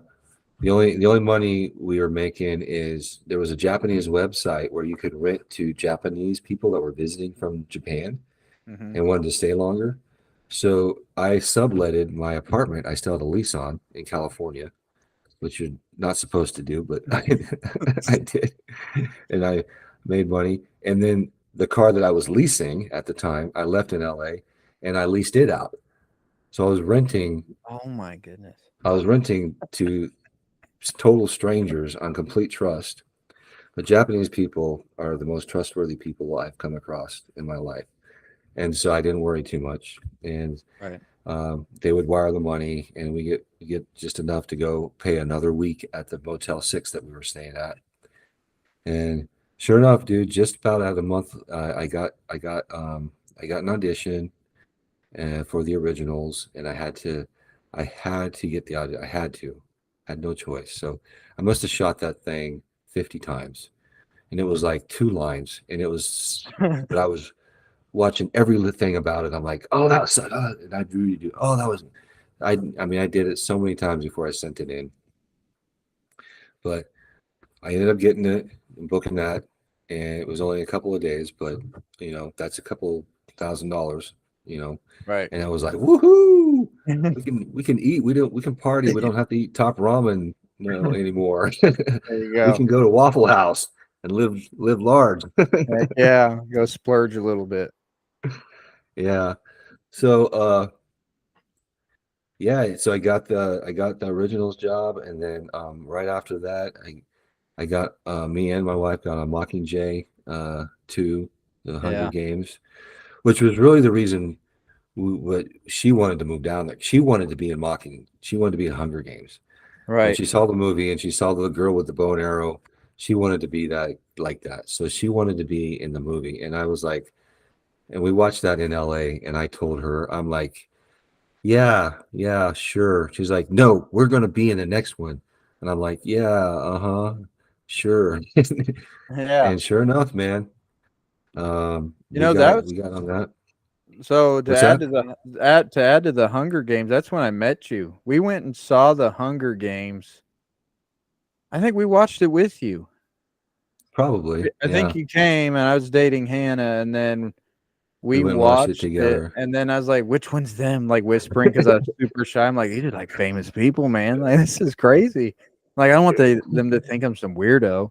So I'm sitting there like, "Yeah, whatever. They ain't that famous, you know." Like he's in there, and she's like, "Oh, I think that was him. No, wait, that one. No, wait, that one. Nope, that's definitely him." I'm like, "Okay, I'm getting confused." I'm like, "Okay, okay, okay. I want to give this Well, guy you know, props." we were part of this big crowd scene. Yeah, And so just a bunch of stunt people getting shot and beat up in fights. And it was just like this crazy fast moving camera. So, and the way they cut it and edited it all together, yeah, you couldn't tell who was who anyways. So well, we rewatched. I We had one rewatched good and paused it. scene with I was holding this little girl Yes. and they got cut from the movie though. Or No, it's in it. It's well, it it's got just cut really short. yeah, it's a Yeah, split second. split second. And it was like they were filming like this huge scene on the day. I thought, oh Right. man, I'm gonna have like a minute of time and on the movie, and it was they cut it down to like a second or something. Right. So yeah, but That's so cool. yeah, and so those were really big. Those are really big movies for me. Those are I big bet. breaks for me. Getting that job, and then I met a really cool coordinator from that who hired me, and then his brother started coordinating, and his brother would hire me, and um, I got to I got to call the double Robert Redford on Walk in the Woods right after that, and Right. it was all because my hair matched his hair. That Nice. was really the only reason I got the job because my hair was like exactly the right to match his hair. So, and it was supposed to be like 3 days, I think. And the main gag was me and this guy will be tethered together, and we have to roll down like a probably about a 15 to 20 foot really steep incline, and then to the bottom. So that was like the big gag. But then the coordinator kept calling me up, and he's like, "Hey, there's this other guy I think you could double. Can you double him for a day?" And it's just a little simple driving thing. I'm like, yeah, yeah. Then it'd be like, well, we need somebody to just drive this golf cart with Robert Redford on the back of it and um, um, Nick, the other big famous actor. It'll come to me in a second. Anyways, to drive them around in the scene. Can you do that? Yeah, I can do that. Oh, Robert Redford doesn't want to walk down the steep hill. Can you come work? Okay. He doesn't want to step through this window. Can you? Okay. Because I mean, he's going on 80, I think, at that time, Right. in his 70s or something. So I got like all these days. So I made a lot of money on that movie. And Right. then the big stunt that we did at the very end, I ended up breaking my wrist on it. And I actually had to do it two more times with a broken wrist. But that's where I was like, okay, I feel like I earned all the rest of Yeah. that movie. At least now I can say, okay, I broke my wrist on it, so I don't feel so bad about making so much money doing like nothing. So Right. yeah, You know which the show that like it shocked me that I didn't know you were in? Hannah and I both did. Well, we knew you were in it, but we didn't know where. Try to guess which one. TV show that really uh, shocked us. Just a guess. You don't have to be that's a accurate. TV show. Okay, TV show. it's not In Walking two, Dead. in 2016. No, it's not Walking Dead. Vampire Diaries. No. Um, I did like a bunch of little Revolution. No. I'll give it to you though. It's Stranger Things. Oh, Stranger Things. Yeah, Oh, you didn't know I we did were that? yeah, no, I didn't know. Hannah said you were Oh, somewhere in there, and every episode, where is he? Where is he? Like trying to pick it up. Pause. Is that him? No, that guy's too fat. Is it that him? No. And then finally, like it was so cool. But I was in the first season. yeah, you were in the first season, and then you were the agent with the Uh-huh. same mustache you got With the right same now. mustache you got now, yeah. And when you went, I was like, there, right there. I was like freaking standing. I was like, let's go. And then I was watching it, I and had then a lot of screen time on that too. yeah, you did. Yeah, Yeah, I yeah. was like, "Oh, this is awesome." I was just like starstruck. I was like, "No way." He said something. You know, he got smacked. You know? Yeah, I got hit on the back of the head. The scene where, yeah, because the kids are hiding in the school bus, Yeah. and I'm looking for them Yeah. everywhere. And there's a school bus, and then open the door, and just as I'm right to peek in to find Yeah. them, the sheriff guy comes up and hits me on the back of the head. Yeah, yeah, that was a fun. That dude, when I filmed that, we had Yeah. no idea. That was like we thought, oh, this is just some stupid kids TV show, right? That's all I thought. I'm like, this Oh, nobody's gonna really? watch this. Nobody's gonna know what this is. Oh yeah. I'm like Stranger Things is even like a stupid name. Like, Now it's a huge show. now it's like it's it's blown up. I gotta be in a few more episodes where I was doing some driving and I played like a security cop that had to drag the mom down the hall and stuff like that. So Right. Did you I know I jumped really fast into this, but I just want to talk about a few of your movies you were in and what you did in them because I always wanted to know. So, like in Captain America, did you do that with Chris Evans and stuff like that? And Civil so War? yeah, the scene I'm in is if you remember that movie, I think it was supposed to be like an African embassy that was getting under attack. Um, by these like militia group, um, Right. and we were all like in black tactical gear. So Okay. we come busting through the walls and then coming out of the back of the truck, and we're in like a gun fight with them, and I'm like dodging behind this vehicle, and then the witch, the red witch, the Oh, Scarlet. Scarlet. Scarlet. What was her name before that? It wasn't Scarlet Witch, was it? Yeah, it was. It's Was Scarlet it? Witch. I think so. I think so. Yeah. She comes out and she does her little thing and grabs me, with her magic and lifts me up and then like tosses me. And then the Falcon guy comes in and like hits me and I go flying to the ground. Boom. Yeah. That's so awesome, man. What's it But I'm like in like this working with black him? tactical with a balaclava and all this stuff. So, I mean, you can't tell You it's me, but can't really that was tell, me. but Yeah. was it cool to work with Chris Evans and what was her name? Elizabeth Olsen? Was it pretty You cool to know, work with them? I didn't really see Chris Evans on that set because that whole scene was it's called second unit. So I Okay. only worked with his stunt doubles that whole day. So I never worked with him on that movie in person. But I did work with him in person on Knives Out. I got to be there Yeah. with him on that. So, and that was interesting because he was not all buffed up at that time. And I remember because I was sitting in the hair and makeup trailer with him, like a couple chairs down, because I was doubling Daniel Craig for that Yeah. show. So they're, making me up to look like Daniel Craig. And I'm just kind of looking at him out of the corner of my eye and I'm thinking, he ain't so big. I'm Yeah. like looking at my arms and comparing them, like Yeah. Captain America, and he ain't so Yeah. big. Is it He was a crazy though nice, to sit he and was a you're like, nice guy. that's Captain America. Yeah, he was cool. He was pretty quiet actually on that set. Pretty to himself. Right. Yeah, Okay. Did he you was he so was I cool. had a question like so the Daniel Craig, did you just double him in Knives Out or didn't you do 007?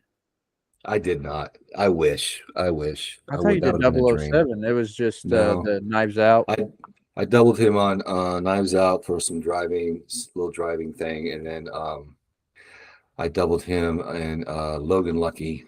as well. Okay, okay. And That's that's I think the that's what I was thinking about. that racing kind of comedy with Adam Driver was in Yeah. it. So we had to do this scene where we're escaping from prison and we go into a laundry chute and go down the laundry chute and then fly out the other end and then land in a dumpster. So I doubled him for all that whole little thing. And then how was working on the Conjuring? The You did that in Conjuring. Oh, 2021. yeah, yeah, that was cool actually. I was doubling, I doubled Patrick Patrick um Wilson. Wilson on that. Yeah. And it was fun because there was a scene where they're in this like dark room. I think they're in the dungeon below this mill, and they got to kind of like fight their way through to the altar to destroy the altar. Um, so he's a really pretty physically talented guy. So I was there to double him, but I would pretty much just block it out for him, do Right. all the moves, and then he would come to set, and I would show him everything that we do, and then you just ask him if you got any questions, feel comfortable with it, and I'll step in at any time, but it's your thing, so whatever. So he ended up doing pretty much everything. So Got pretty much most of the stuff on camera is him. But yeah, it was cool. It was a creepy set. Like Was it scary to yeah. go to the bathroom on set because you didn't know if the freaking Well, I had to break a satanic altar because they were doing close-ups. So so he swings a sledgehammer to break this satanic altar, and so instead of using him because it was mostly close-ups, they had me. So it was like this a real kind of satanic stone altar, yeah, and they're like, just get in, just crush it, man, just get in there and hit that thing, break it. And so and they had several of them. So they would bring one in and they do like slow motion shots and all kinds of different angles.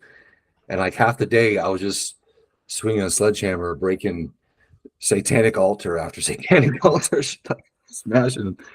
I remember like my mom asked me like, "So how's work going? What are you doing today?" And I'm like, "Oh, well, I've been the whole morning smashing satanic altars." And she's like, "What?" oh my gosh, But that's pretty cool. yeah, it Was was it was just fun. It was cool. was it The cool part was I got to drive.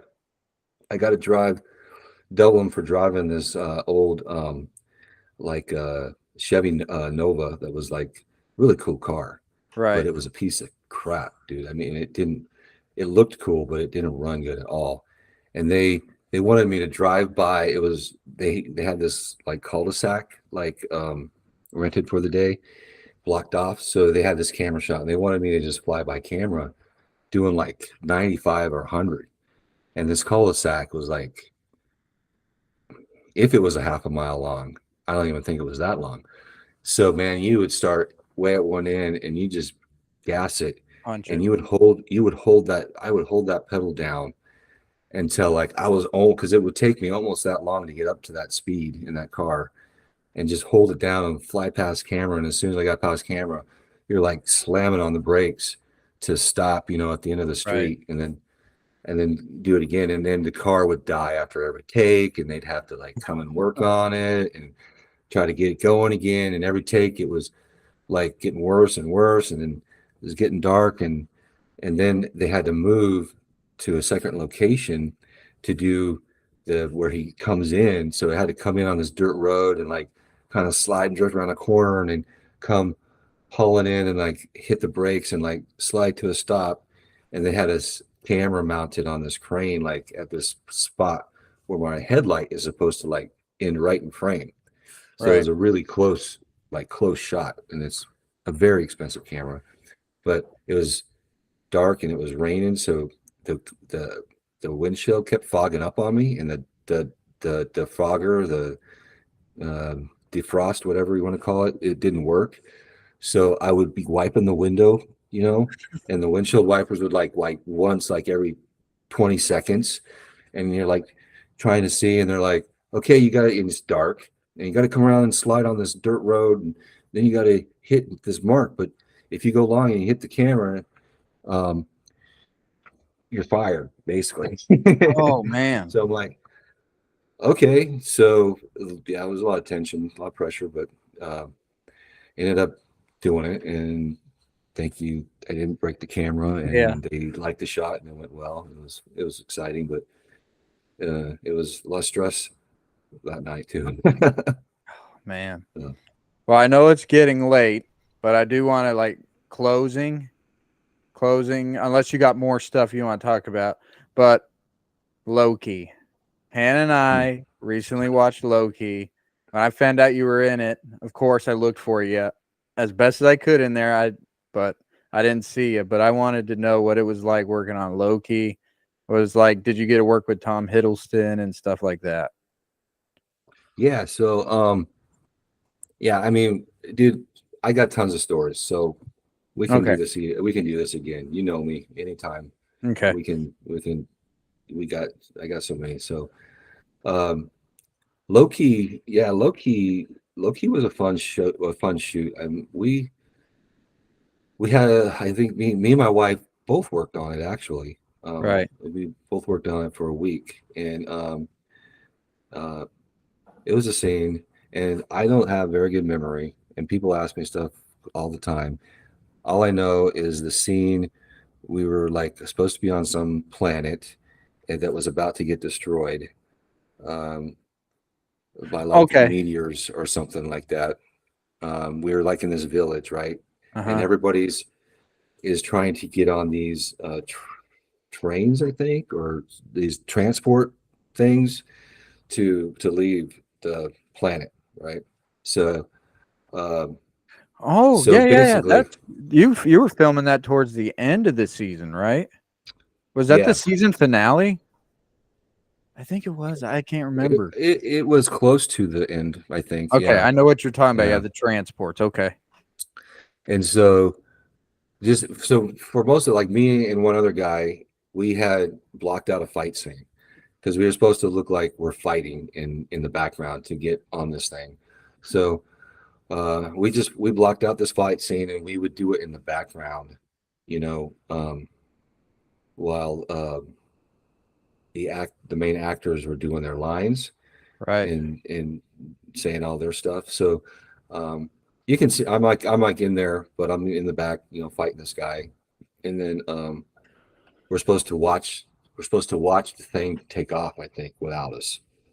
That was the that was the ending shot. So we're all like looking at the camera, pretending that the spaceship is leaving. We're like, oh God, no, there's my whole life. I'm stuck on this planet, that kind of thing. But Right. um, he was um, he was cool. He was actually fun. He was funny too. Like he would talk to the stunt people and the extras. He would treat them like people, and he'd tell them jokes lots of times. I remember between takes he would tell jokes, and Right. he liked to dance. I remember that. Like he would do little dance steps and little dance moves between takes and kind of entertain everybody that was around the extras and stuff that were on set. And, um, yeah, he was a really cool guy. He was neat. I Yeah. liked him. He was one of the Well, that's one of the cool. ones I worked one of the big actors I've worked with that you can tell what kind of people they are by the way they treat extras and Yeah. stunt people, I could because imagine. that's the bottom of the pool. That's the low end. And people think stunt people are like up here. We're not. I mean, on set, we get paid a lot more than like an extra, but they still kind of think of us as tools, basically. Right. So he was cool. He would talk to people and joke around and entertain, Right. and okay, that's a person who's got some character, because he's getting nothing out of this. Yeah. He's just doing it because he's enjoying it and cares about these people. They're Yeah. bored, so he's entertaining them. So, Well, I mean, I used to think Loki I didn't like Loki as a character. Like he was a fun villain, but that show, have you seen all of it? I haven't seen all the second season Oh, yet. you got to watch it, man. Okay. It's All so right. good. I won't spoil anything, but just watching him in that show, Loki's one of my favorite villains for sure. Made me buy into it. His character, the character development, just the whole thing Hmm. was awesome, and it was Right. cool to see Loki's story in that. I don't know if they'll Yeah. make a third season. I don't know how they do that, but it was awesome. Yeah. Yeah. You're right. He's an interesting character because he, like in all the movies, he did a pretty good job of playing like this two-faced like Yeah, creep, you know. yeah, And then he goes through this transformation, and you find out that he actually does. He actually has a heart, you know, yeah. and a Oh, little it's bit of a so good, conscience. man. So It's yeah. so good. You gotta watch the second season, man, because his character goes like really develops. It's really good. And Hmm. then, but any closing statements from you? I know we talked a while, but is there anything you wanted to ask me or anything How, you wanted to cover? how long have we been going? Just curious. I don't know. No. I Okay. think it's been a while. I think we started at like 3:45 and it's 6:06 my time. Oh yeah, we've been going a while.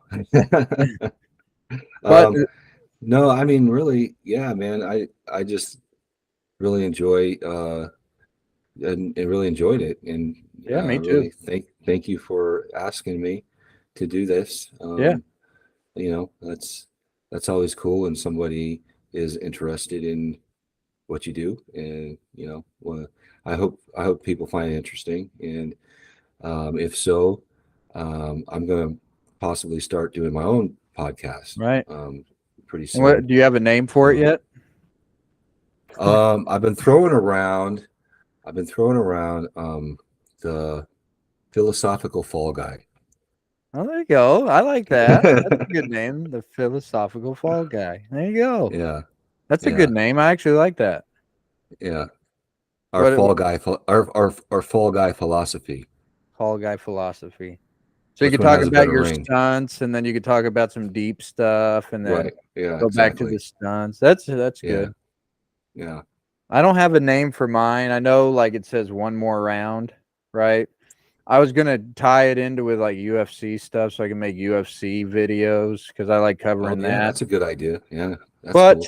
I don't really have a name yet that has. I was just gonna use my name instead of the Scott Arn Show, or I don't know yet. I have no idea, but I got plenty of time to think about it. But so you're gonna start your podcast. I'm Well, what sure you're. about aren't you interested? Hey, that's a good one. I'm taking it right now. Aren't you interested? That's awesome. There you go. If I make money, I'll give you some money for that. Or aren't you curious?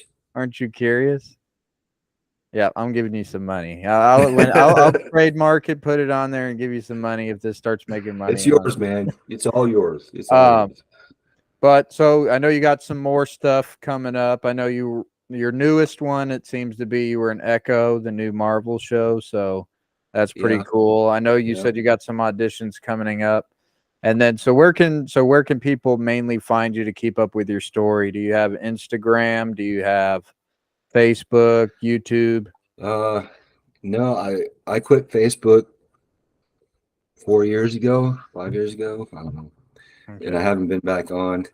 I have some Instagram accounts that I haven't kept up. Basically, through this whole COVID and the strike stuff, I Got just rid of didn't it want all. anything to do with social media. But I am going to maybe start doing some more stuff on my Instagram. Okay. So my and I have to look. I have to remember what my Instagram is. Um, Well, I can whenever you figure that out, I can put it in the description on where to find you, and then we'll okay, put a link to it so they can see all the stuff you're working on. cool. But So but the one I just pulled up is Duke.Jackson 3. okay. What it So says. Yeah. Duke Jackson dot three, or is it what is it Yeah. again? Duke.Jackson 3. Okay. So that's where you could So find Duke if you guys want to keep up with him. see what he's working on. Also, I'll give you some updates. And look out for his podcast when I know it's been created, his first episode, or whenever I'll put Oh, a shout out. and I do have stuff on YouTube too. Yeah. Oh yeah. So what Yeah, is it? Just Duke Jackson? Duke, yeah, just Duke Jackson. If you put stunts in there too, it'll probably definitely bring me up. Okay. But yeah, they should be able to find me pretty easy. Yeah. Well, there you go. If you guys want to see his reels, go on reels or videos. Go to Duke Jackson on YouTube, and then Or IMDb. yeah, or IMDb, so you can see everything he's in. So didn't make any of this up. He's awesome. He's a great person. Thank you, Duke, for coming on and chatting with me for the first episode. Not a lot of structure to it, but man, I enjoyed every minute of it. I think it flowed good, and I think we moved in between details very well. It was nice. I really Yeah, enjoyed I it. think it was. I think it was very organic, Yeah, and I enjoyed it yeah, too, man. I thank you for having me. That was a yeah, pleasure. That was yeah, fun, man. man. That was All awesome. right. Well, until next time, because I'm sure we'll be on here again. So we'll end it now. So All right. have a good night, Duke. Thanks, All right. man. Appreciate it. Thanks, Scott. All right. Yep. Love you guys. Love you, man. We'll see you. Bye. Bye.